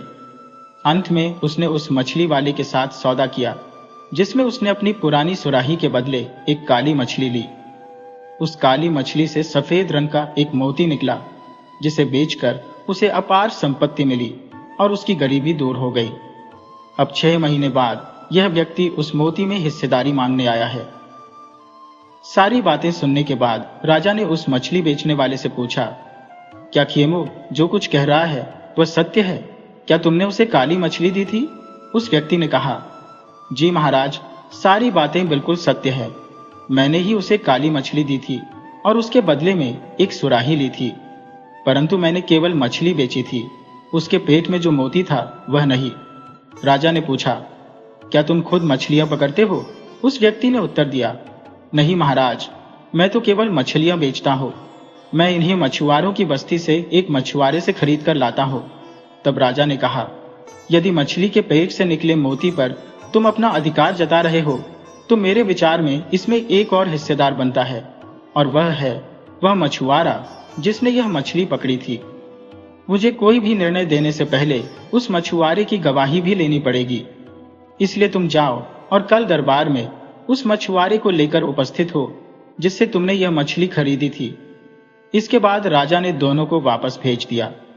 मछली बेचने वाला व्यक्ति अब दुविधा में पड़ गया था, लेकिन फिर भी वह राजा के कहने पर मछुआरों की बस्ती में पहुंचा। उसने उस मछुआरे को ढूंढने की कोशिश की जिससे 6 महीने पहले उसने वह मछली खरीदी थी, परंतु बहुत खोजबीन करने के बाद भी वह मछुआरा उसे नहीं मिला। अगले दिन वह व्यक्ति फिर से दरबार में पहुंचा और कहने लगा, महाराज, मैंने भरसक प्रयास किया परंतु वह मछुआरा कहीं नहीं मिला। राजा ने कहा, यदि ऐसी स्थिति है तो मुझे निर्णय खेमू के पक्ष में ही सुनाना होगा। यह सुनकर वह व्यक्ति बोला, महाराज, कृपया मुझे एक और दिन का समय दीजिए, मैं जैसे भी करके उस मछुआरे को ढूंढ लाऊंगा। उस दिन वह व्यक्ति पुनः मछुआरों की बस्ती में गया और मछुआरे को खोजने का प्रयास किया, लेकिन असफल रहा। तब उसने सोचा कि यदि मैं किसी अन्य मछुआरे को साथ ले जाकर झूठी गवाही दिलवा दूं कि मछली उसी ने बेची थी तो शायद मेरी बात बन जाएगी। यह सोचकर उसने एक मछुआरे को इस बात के लिए तैयार कर लिया कि वह राजा के सामने झूठी गवाही देगा। अगले दिन दरबार में खेमू, मछली बेचने वाला और गवाही देने वाला मछुआरा उपस्थित हुए। राजा ने मछुआरे से पूछा, क्यों भाई मछुआरे, क्या तुमने ही 6 महीने पहले इस मछली बेचने वाले को वह सुनहरी मछली बेची थी? मछुआरे ने कहा, हुजूर, हाँ, मैंने ही वह सुनहरी मछली बेची थी। यह सुनकर राजा कुछ क्षण के लिए मौन रहा।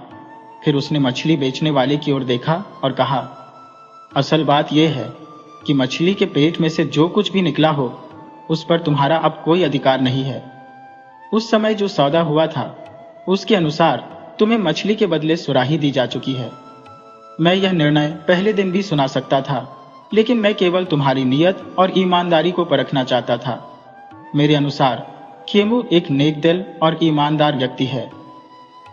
उसकी नीयत में कोई खोट नहीं है, क्योंकि आज भी वह तुम्हें उस मछली के बदले 100 अशर्फियां देने को तैयार था, हालांकि इसकी कोई आवश्यकता नहीं थी।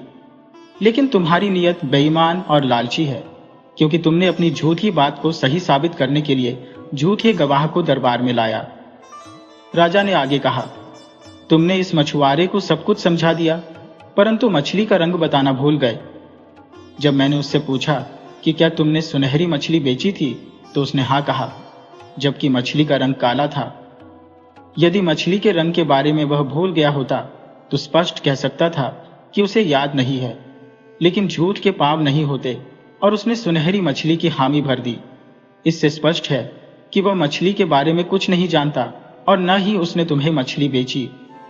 तुमने इसे झूठी गवाही देने के लिए दरबार में लाया है।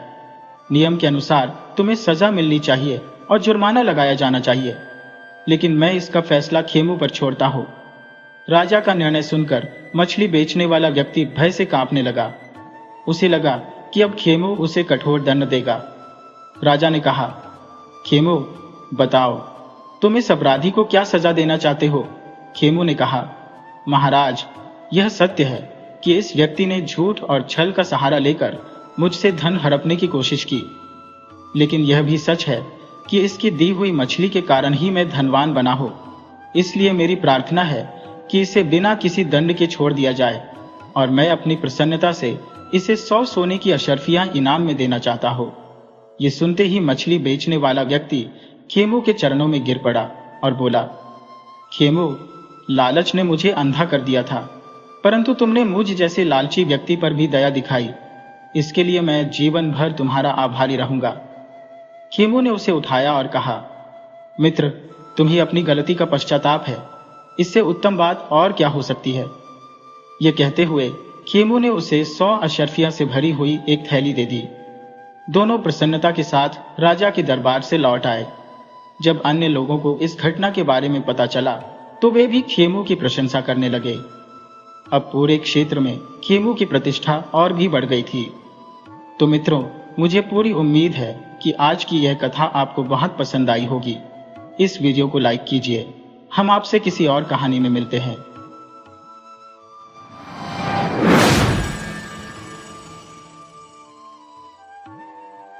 दोस्तों, आज की यह कथा एक ऐसी लड़की की है जिसका नाम सुरीली था। यह कहानी आपके मन में गहराई तक उतर जाएगी और आपको विचार करने पर विवश कर देगी।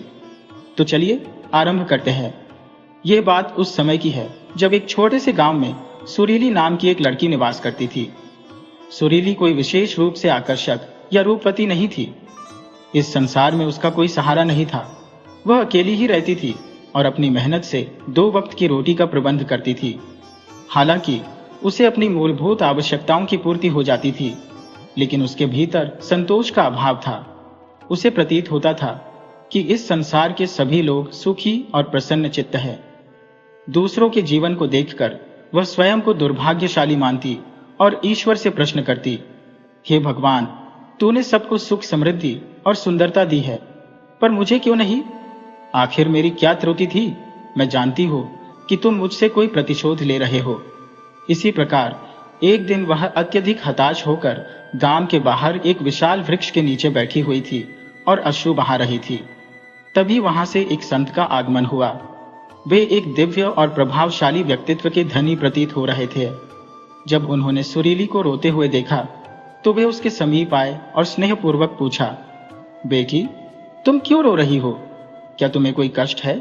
सुरीली ने उत्तर दिया, महात्मा जी, मुझे कोई स्नेह नहीं करता, मुझे कोई पसंद नहीं करता, क्योंकि मैं कुरूप हूं। मेरे रंग रूप का लोग उपहास उड़ाते हैं। मेरा इस संसार में कोई नहीं है, यहां तक कि मेरे पास धन दौलत भी नहीं है। इस दुनिया में हर व्यक्ति के पास सब कुछ है। लोग सुखमय जीवन व्यतीत कर रहे हैं, लेकिन मेरे पास कुछ भी नहीं है। मैंने ऐसा क्या अपराध किया है कि मुझे यह जीवन मिला है?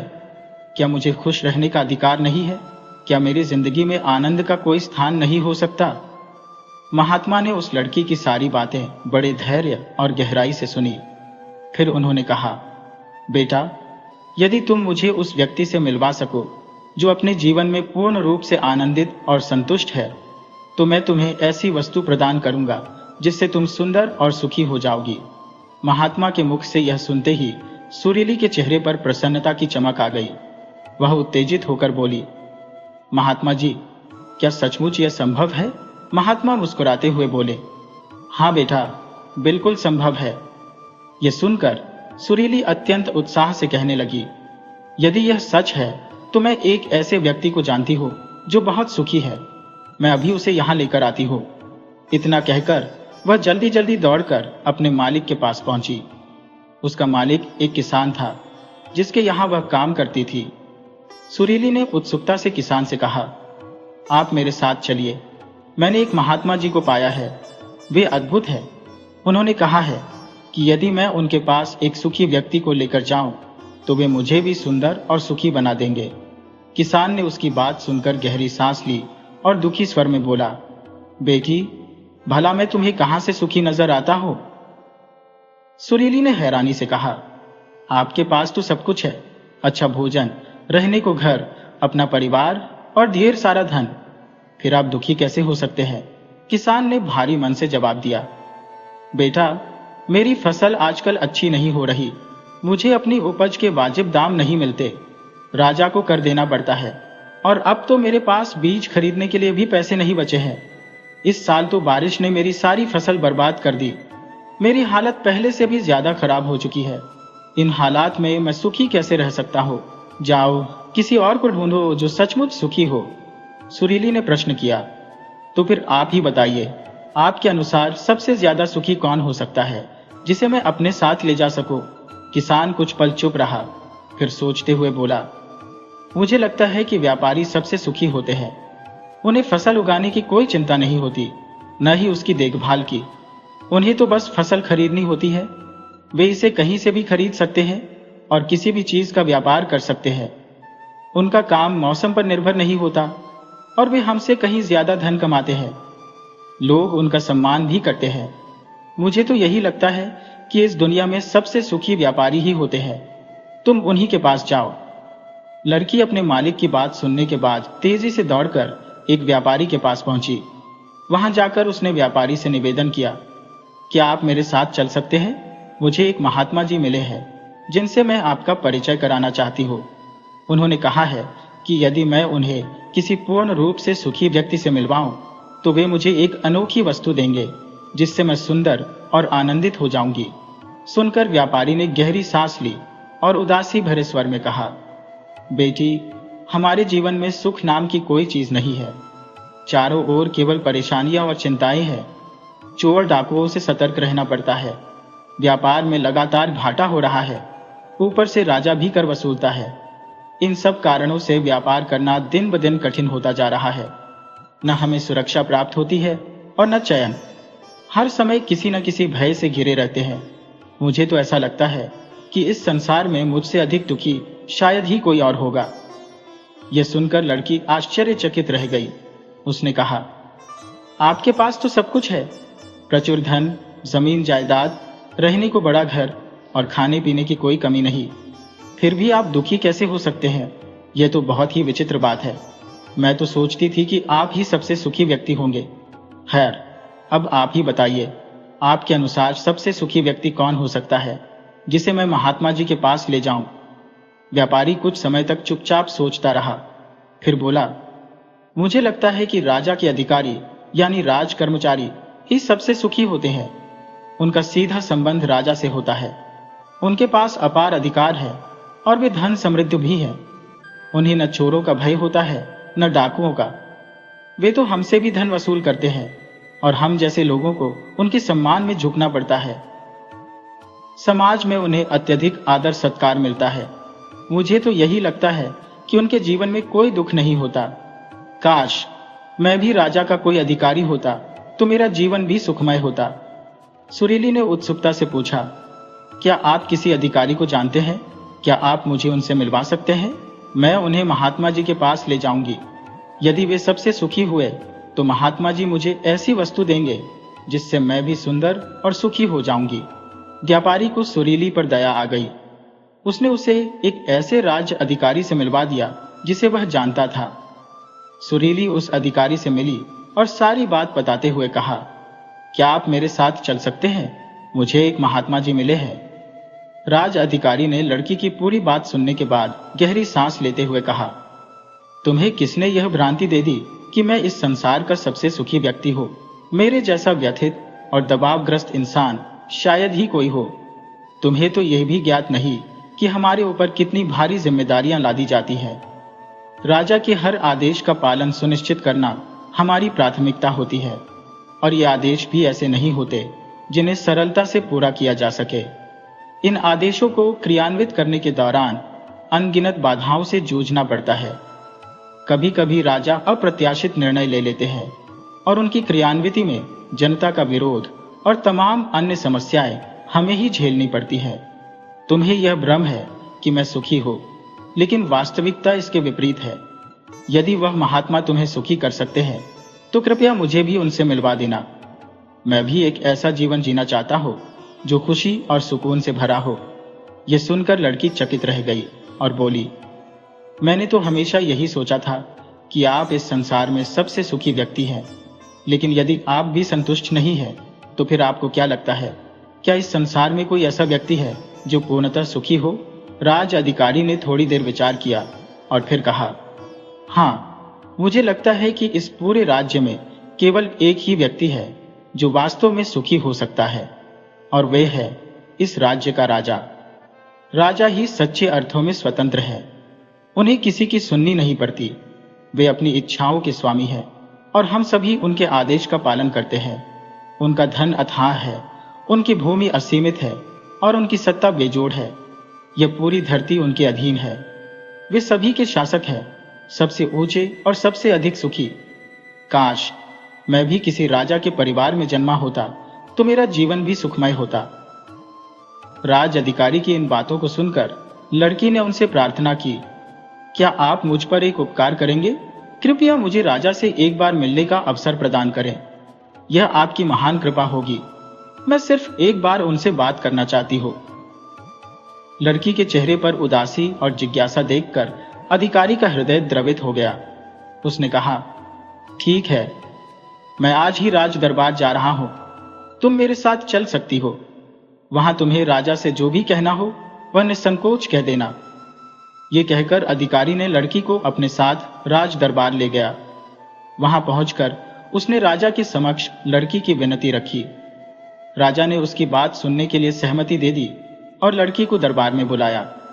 राजा ने स्नेहपूर्वक कहा, तुम बिना किसी भय के अपनी बात कह सकती हो। मुझे बताओ, तुम क्या कहना चाहती हो और क्या पूछना चाहती हो? वह लड़की थोड़ी झिझकते और डरते हुए बोली, महाराज, मैं एक ऐसे व्यक्ति की खोज में हूं जो इस दुनिया में सबसे अधिक सुखी हो।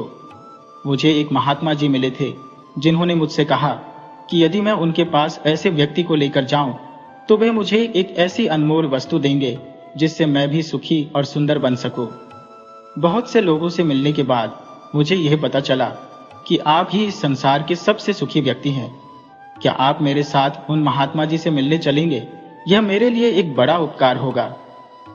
राजा ने लड़की की बात बहुत ध्यान से सुनी और फिर एक जोरदार ठहाका लगाते हुए बोले, तो तुम्हें भी यही लगता है जैसा कि बाकी सभी को लगता है कि मैं इस दुनिया का सबसे सुखी व्यक्ति हूं? लेकिन अगर कोई मुझसे पूछे कि इस दुनिया का सबसे दुखी व्यक्ति कौन है तो मैं निसंकोच कहूंगा कि वह मैं हूं।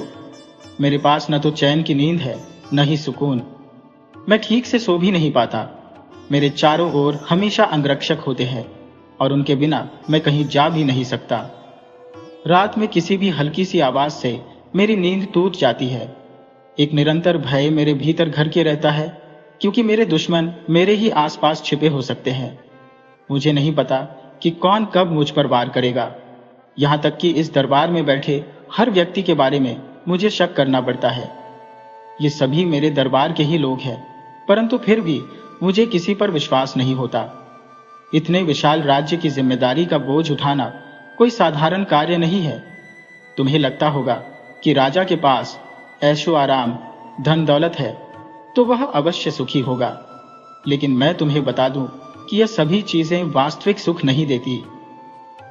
राजा की बातें सुनकर लड़की ने विनम्रता से कहा, मुझे क्षमा कीजिएगा महाराज। यदि धन दौलत और ऐशो आराम सुख नहीं दे सकते तो शायद सुंदरता ही सच्चा सुख दे सकती है। सुंदर लोग सभी को प्रिय होते हैं और उन्हें हर कोई सम्मान देता है।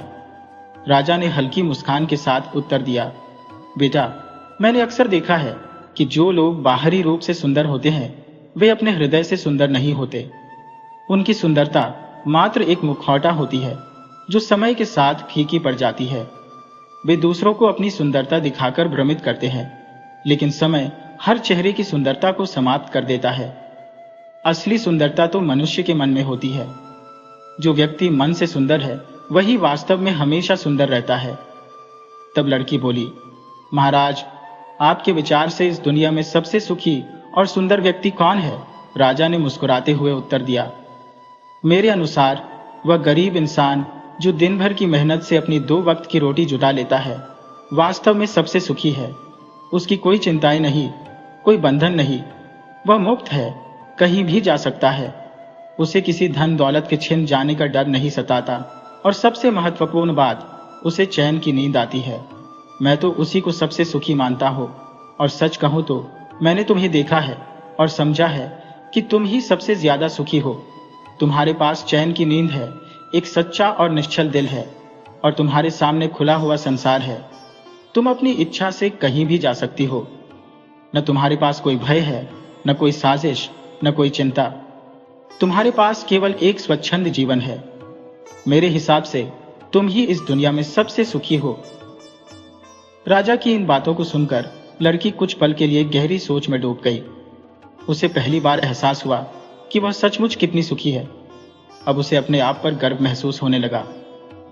दिन भर इधर उधर भटकने के बाद उसका मनोबल लौट आया और वह मानसिक रूप से शांत हो गई। जब वह महात्मा जी के पास वापस पहुंची तो वह बोली, महात्मा जी, जब मैं यहां से गई थी तो मुझे लगता था कि मैं सबसे ज्यादा दुखी और बदसूरत हूं, लेकिन जब मैं लोगों से मिलती गई तो मुझे यह समझ में आया कि इस दुनिया में सबसे ज्यादा सुखी व्यक्ति तो मैं ही हूं। हाँ, मैं आपके पास किसी अन्य सुखी व्यक्ति को नहीं ला सकी, क्योंकि मुझे लगा कि मेरे अलावा हर कोई सुखी है। लेकिन अब मुझे महसूस हुआ है कि यह सच नहीं है। यहाँ हर कोई किसी न किसी डर में जी रहा है। कोई कुछ खोने से डरता है, कोई अपने सपनों को पूरा न कर पाने से डरता है, पर मेरे पास ऐसा कोई डर नहीं है। मैं स्वतंत्र हूं। लड़की ने अपनी बात जारी रखते हुए कहा, मैं खुशी से गा सकती हूँ, झूम सकती हूँ। मेरे पास अपने हाथ और पैर है जिससे मैं मेहनत करके अपना जीवन चला सकती हूँ। मुझे किसी चीज को खोने का भय नहीं है और यही मेरी सबसे बड़ी ताकत है। महात्मा जी मुस्कुराते हुए बोले, तुम्हें अब वह सुख और सुंदरता मिल गई है जिसकी खोज में तुम निकली थी। आज से तुम सच में सुखी और सुंदर हो। यह कहकर महात्मा जी वहां से चले गए। अब सुरीली यह समझ चुकी थी कि वह सबसे अधिक सुखी और सुंदर है। उसने अपने अंदर से हर दुख और असंतोष को निकाल दिया। अब वह अपने आप से प्रसन्न रहने लगी और गर्व से कहने लगी, मैं जैसी भी हूं सही हूं। दोस्तों, कई बार ऐसा प्रतीत होता है जैसे हमारे पास कुछ भी नहीं है, जबकि दूसरों के पास मानो सारी दुनिया की खुशियां हैं। उनका जीवन हमें अत्यंत सुखमय और भरा पूरा दिखाई देता है, लेकिन वास्तव में यह केवल हमारी दृष्टि का भ्रम है। असली सुख तो हमारे भीतर, हमारी आत्मा में निहित है। वह सुख है संतोष। यदि हम अपने वर्तमान से संतुष्ट हैं तो कोई भी कष्ट हमें पराजित नहीं कर सकता। परंतु हमारी सबसे बड़ी समस्या यह है कि हम अपने आप को नहीं बल्कि दूसरों को अपने से श्रेष्ठ समझते हैं। जब हम दूसरों को प्रसन्न देखते हैं तो हमारे हृदय में ईर्ष्या की भावना उपजने लगती है। हमें यह आभास होता है कि शायद हमें छोड़कर शेष सभी लोग आनंदित हैं। ये विचार हमें भीतर से व्यथित कर देता है। हम यह सोचकर परेशान हो जाते हैं कि दूसरों के पास इतनी अधिक संपदा और सुविधाएं क्यों है, जबकि हमारे पास वे नहीं है। लेकिन यह सब हमारी सोच का एक हिस्सा मात्र है। जैसा कि राजा ने कहा था, सच्चा सुख कहीं बाहर नहीं बल्कि हमारे भीतर विद्यमान है। यदि हम अपनी उपलब्धियों और साधनों में संतोष करना सीख लें तो कोई भी विपत्ति या दुख हमें विचलित नहीं कर सकता। लेकिन यदि हम निरंतर यह सोचते रहें कि हमारे पास क्या नहीं है, तो यह असंतोष हमें हमेशा दुखी और अधूरा ही महसूस कराएगा।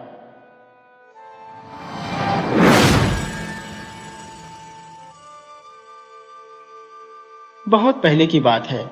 एक गांव में एक साधारण किसान अपने 4 पुत्रों और पत्नी के साथ जीवन व्यतीत करता था। दुर्भाग्यवश चौथे पुत्र के जन्म के कुछ समय पश्चात ही उसकी पत्नी इस नश्वर संसार को छोड़कर परलोक चली गई। तब से उनके चारों पुत्रों की परवरिश का दायित्व पूरी तरह पिता पर आ गया। वे चारों पुत्र अपने पिता की हर बात का मान रखते थे और उनकी गहरी इज्जत किया करते थे। पिता ने भी अपनी अथक मेहनत और अनेक कष्ट सहकर अपने बच्चों को पाला पोसा।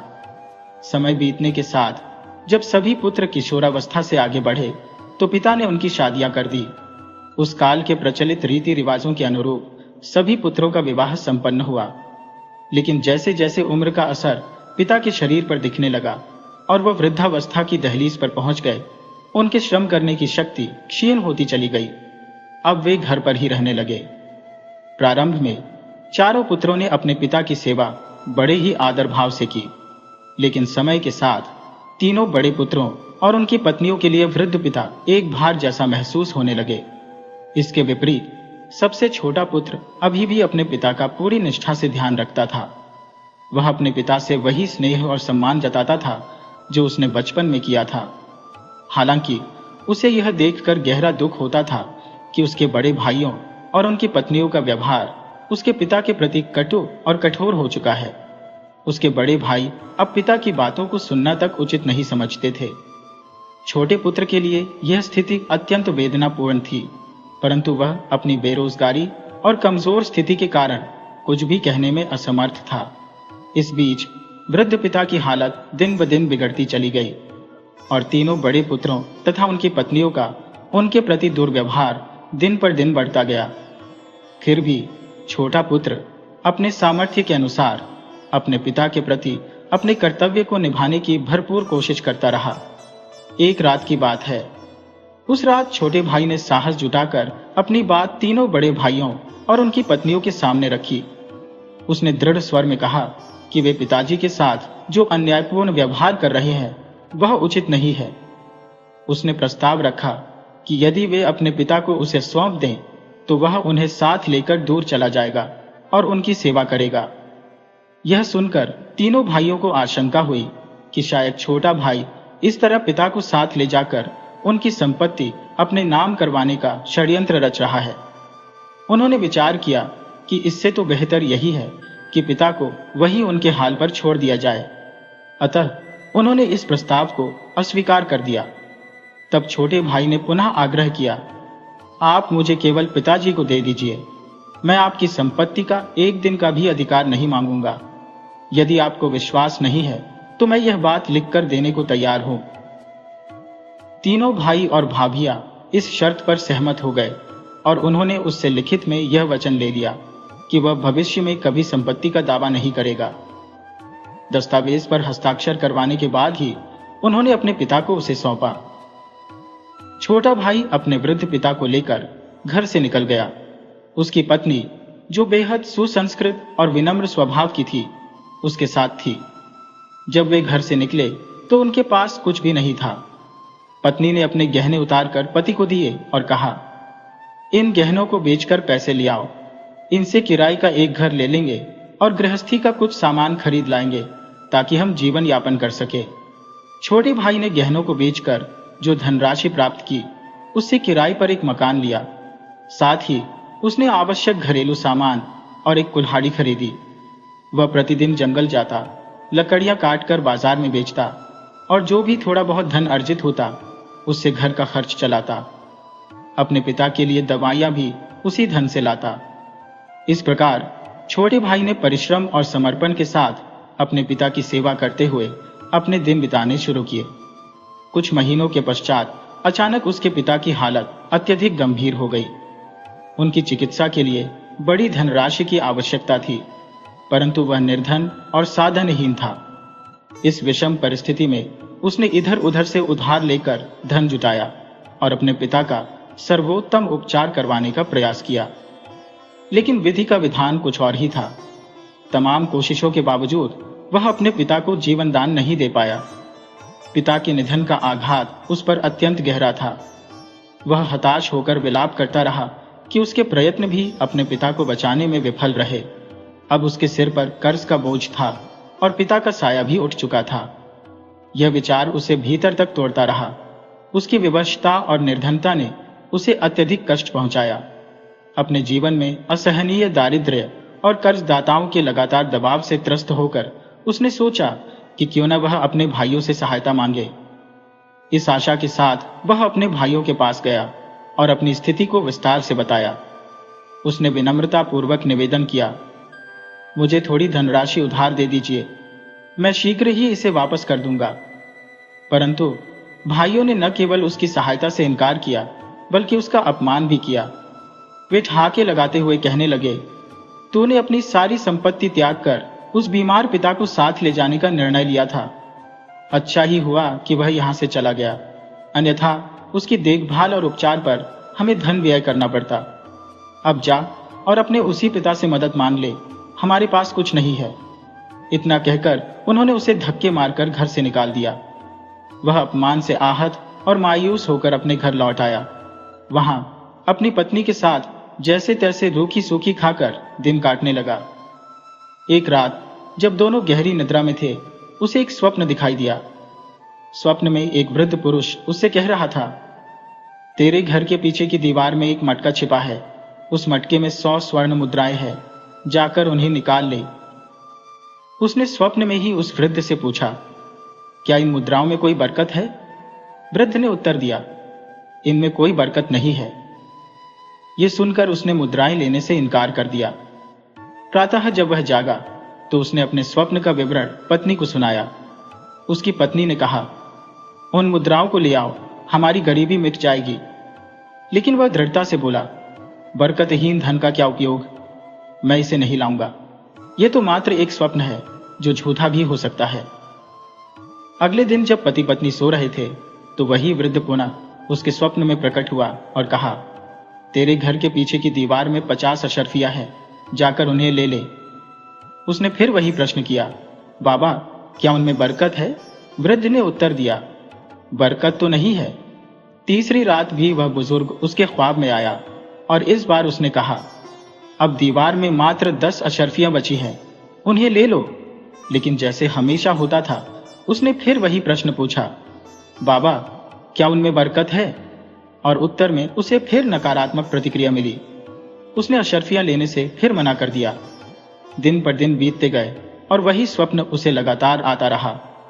अंततः चौथी रात बुजुर्ग फिर प्रकट हुआ और कहा, अब उस दीवार में केवल एक ही अशर्फी बची है, उसे निकाल लो। उसने पुनः वही प्रश्न किया, क्या उसमें बरकत है?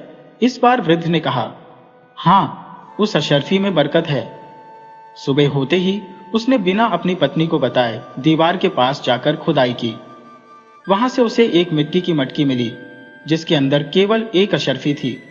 अशर्फी लेकर वह बाजार गया और सोचने लगा, क्यों ना आज कुछ अच्छा भोजन कर लिया जाए। उसने उस अशर्फी से एक मछली खरीदी और घर ले आया। घर आकर जब उसने मछली का पेट काटा तो भीतर से 2 अद्भुत मोती निकले, जिनकी चमक से सारा घर रोशन हो गया। उसने उन मोतियों को उठाया और एक जौहरी के पास गया। जौहरी ने जब मोतियों को देखा तो सन्न रह गया। उसके होश उड़ गए और वह कांपती आवाज में बोला, भाई ये मोती तुझे कहां से मिले? उसने जवाब दिया, ये मेरे हैं, मैं इन्हें बेचने आया हूं, इनकी कीमत दे दो। जौहरी ने कहा, भाई मेरे पास पूरी संपत्ति भी तेरे इन मोतियों की कीमत चुकाने के लिए नाकाफी है। ये अनमोल है। यह खबर पूरे नगर में आग की तरह फैल गई और राजा के कानों तक भी पहुंच गई। राजा ने उसे दरबार में बुलाया। मोतियों को देखकर राजा भी अवाक रह गया। उसने तत्काल आदेश दिया कि उसे 90 घोड़े अशर्फियों से लदे हुए दे दिए जाएं। राजा ने कहा, फिर भी तेरे इन मोतियों की पूरी कीमत मैं चुका नहीं पाया हूं। जैसे ही मेरे पास और धन आएगा, मैं तुझे बाकी धन भी भिजवा दूंगा। उस गरीब ने राजा को धन्यवाद दिया और अशर्फियों से लदे घोड़ों को लेकर अपने घर की ओर चल दिया। उसने अपने सारा कर्ज चुका दिया और एक सुंदर घर तथा अपनी जरूरत का सारा सामान खरीद लिया। अब वह अपनी जिंदगी आराम और शान से बिताने लगा। इसी दौरान उसके भाइयों के घर में बुरी हालत हो गई। उनके घर में एक भयंकर बीमारी फैल गई और जो भी धन था वह इलाज में खत्म हो गया। बावजूद इसके बीमारी ठीक नहीं हुई। फिर एक रात तेज बारिश के साथ जबरदस्त तूफान आया। हवा इतनी प्रचंड थी कि उनके घर की दीवारें हिलने लगी। डर के मारे वे घर से बाहर निकल आए। कुछ ही देर में तूफान ने उनके घर को पूरी तरह तहस नहस कर दिया। पहले ही बीमारी और गरीबी से जूझ रहे परिवार ने जब अपना घर उजड़ते देखा तो वे सभी फूट फूट कर रोने लगे। उनकी हालत ऐसी हो गई कि उन्हें समझ नहीं आ रहा था कि क्या करें। तभी किसी ने सलाह दी, फलानी जगह पर एक बहुत बड़ा रईस रहता है, वह गरीबों की मदद करता है, वहां जाओ, शायद वह तुम्हारी सहायता कर दे। तीनों भाई, उनकी पत्नियां और बच्चे वहां पहुंचे।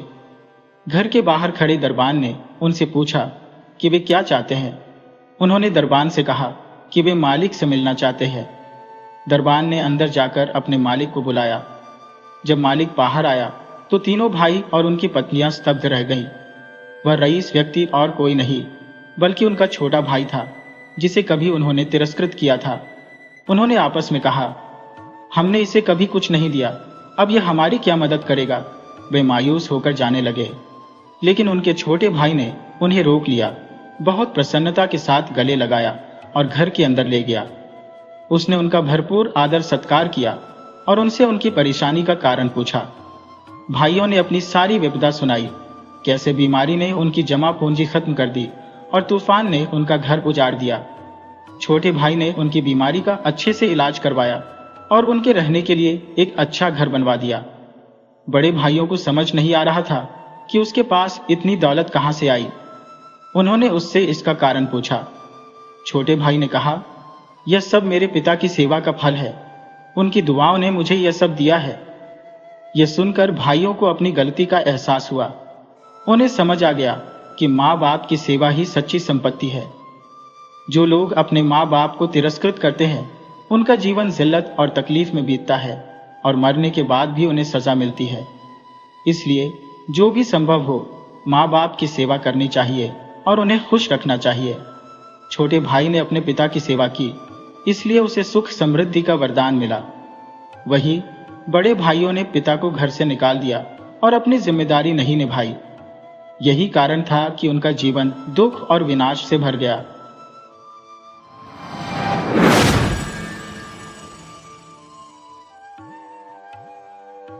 दोस्तों, आज मैं आपको एक बेहद अद्भुत और प्रेरणादायक कहानी सुनाने जा रहा हूं। यदि आप हमारे चैनल पर नए हैं तो कृपया हमारे चैनल को लाइक, सब्सक्राइब और शेयर करना न भूलें। बहुत समय पहले की बात है, एक व्यापारी हुआ करता था। उसके 7 पुत्र और एक कन्या थी। उसने अपने सभी पुत्रों का विवाह प्रतिष्ठित घरानों की कन्याओं से कर दिया था। घर में 7 बहुएं आ चुकी थी। हालांकि उसकी बेटी अभी अल्पायु में थी और अविवाहित थी। इन 7 बहुओं में से 6 बहुएं अत्यंत धनी परिवारों से थी, क्योंकि उनके पिता प्रभावशाली सेठ थे। लेकिन 7वीं बहू निर्धन परिवार से आई थी। वह अकेली थी, न उसका मायका था न कोई सगा संबंधी। उसकी स्थिति और भी कठिन थी, क्योंकि उसके विवाह को कई वर्ष बीत चुके थे, परंतु उसे संतान का सुख नहीं मिला था। वह भगवान कृष्ण की अनन्य भक्त थी और निरंतर प्रार्थना करती रहती थी, हे प्रभु, मेरी गोद भर दो। एक दिन जब वह मंदिर में पूजा करने गई तो वहां के पुजारी ने उसे सलाह दी, ज्येष्ठ मास में केले के वृक्ष की सेवा करो। यदि तुम उसकी पूजा करोगी तो शीघ्र ही तुम्हारी कोख हरी हो जाएगी। ये सुनकर वह आनंदित होकर घर लौटी और उस विधि को अपनाने का निश्चय किया। घर की अन्य 6 बहुओं के पास अपने परिवार, बच्चे और मायके का सहारा था, लेकिन 7वीं बहू के पास ऐसा कोई आधार नहीं था। कभी कभी घर में देवरानी जेठानी के बीच तकरार हो जाती और वे उसे ताने देती, खिला ले अपना लल्ला। ये बातें उसे भीतर तक आहत करती। उसने पुजारी द्वारा बताए गए उपाय को पूरी श्रद्धा से अपनाने का निश्चय किया।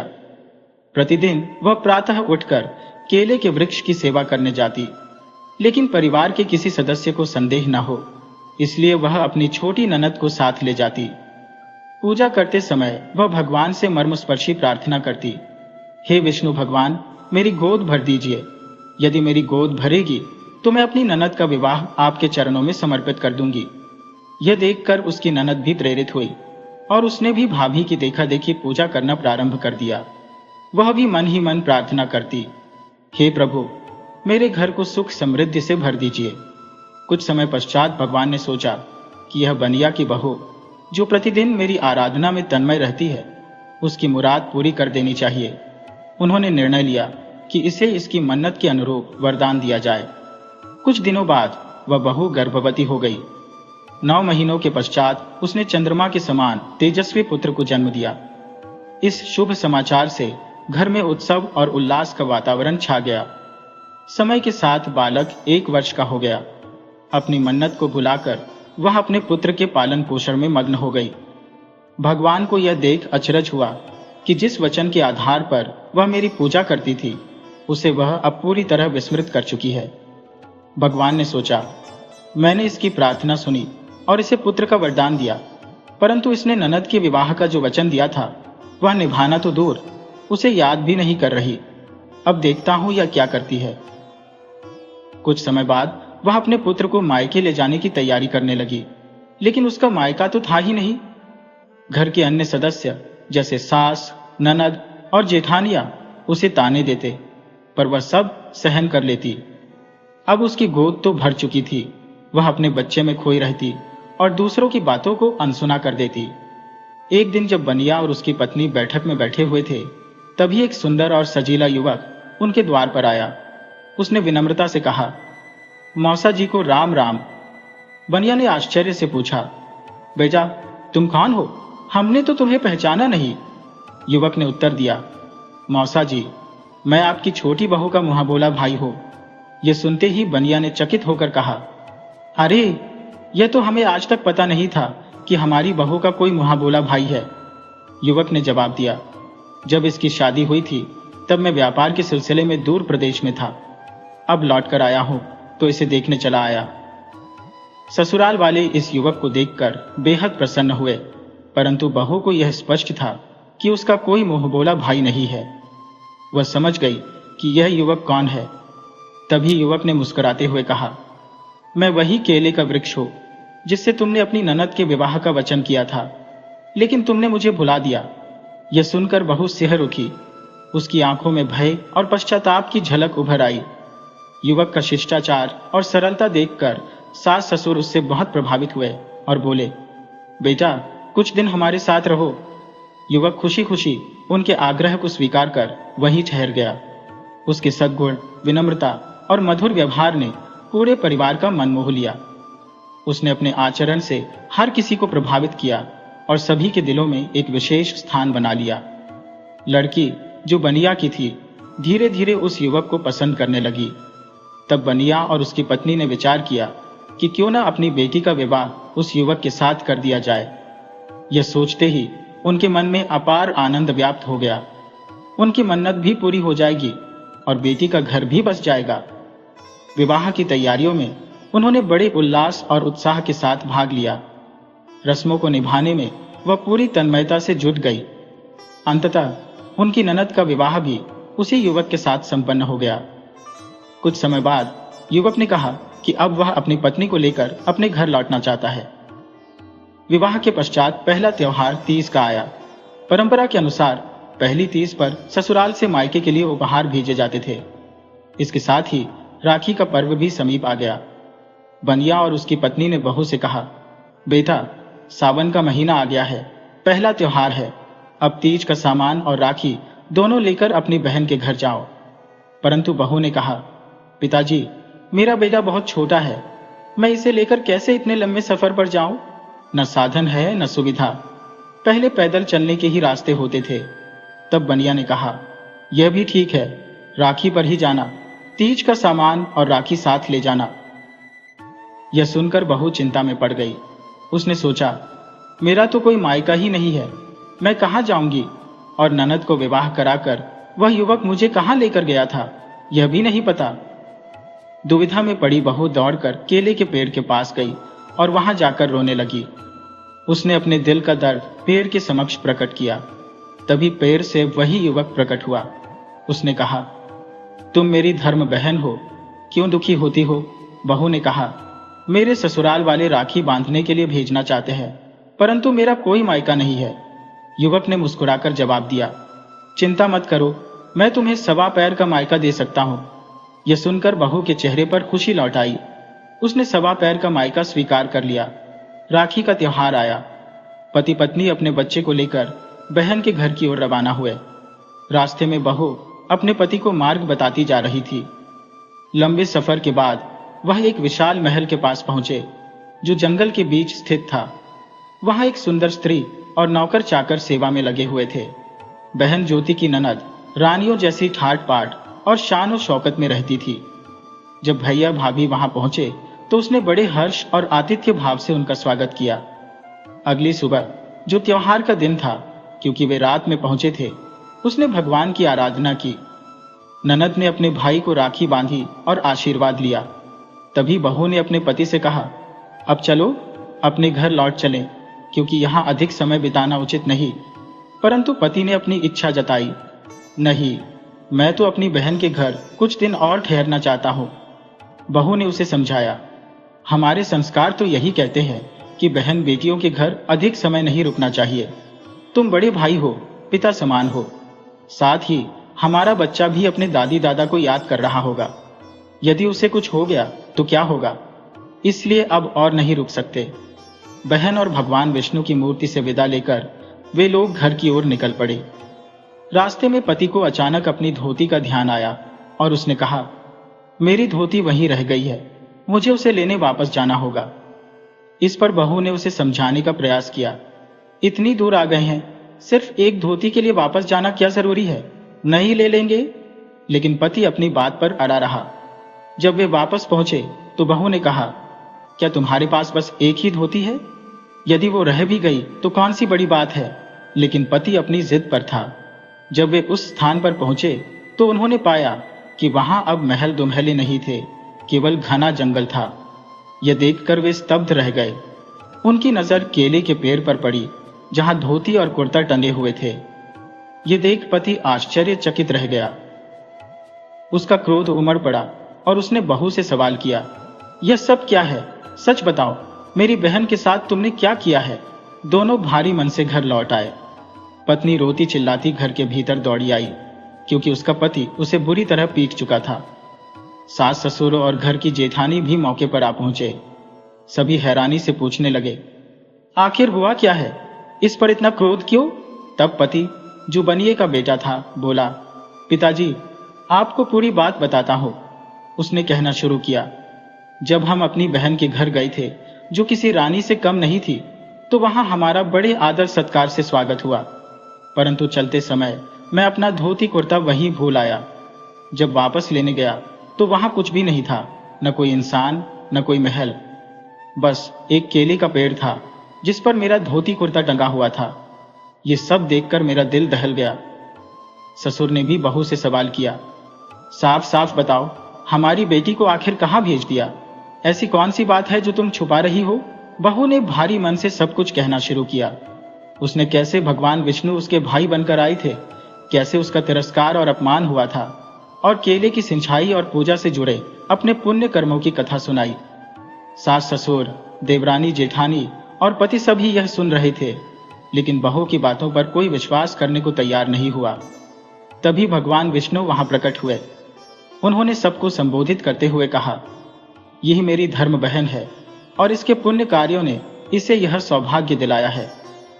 ज्येष्ठ मास में इसने केले की पूजा और सिंचाई की, जिसके फलस्वरूप इसे मेरा सान्निध्य प्राप्त हुआ।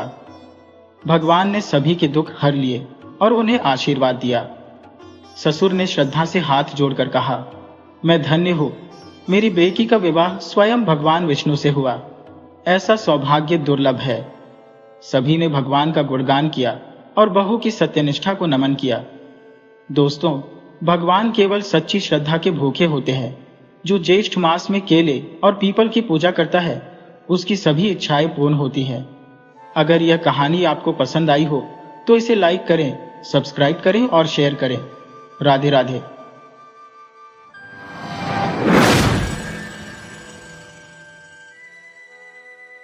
वीडियो अच्छी लगी हो तो इसे लाइक करें और ऐसी ही मज़ेदार कहानियों के लिए चैनल को सब्सक्राइब करें और बेल आइकन दबाएं। ज़्यादा से ज़्यादा अपने दोस्तों को शेयर करें। धन्यवाद।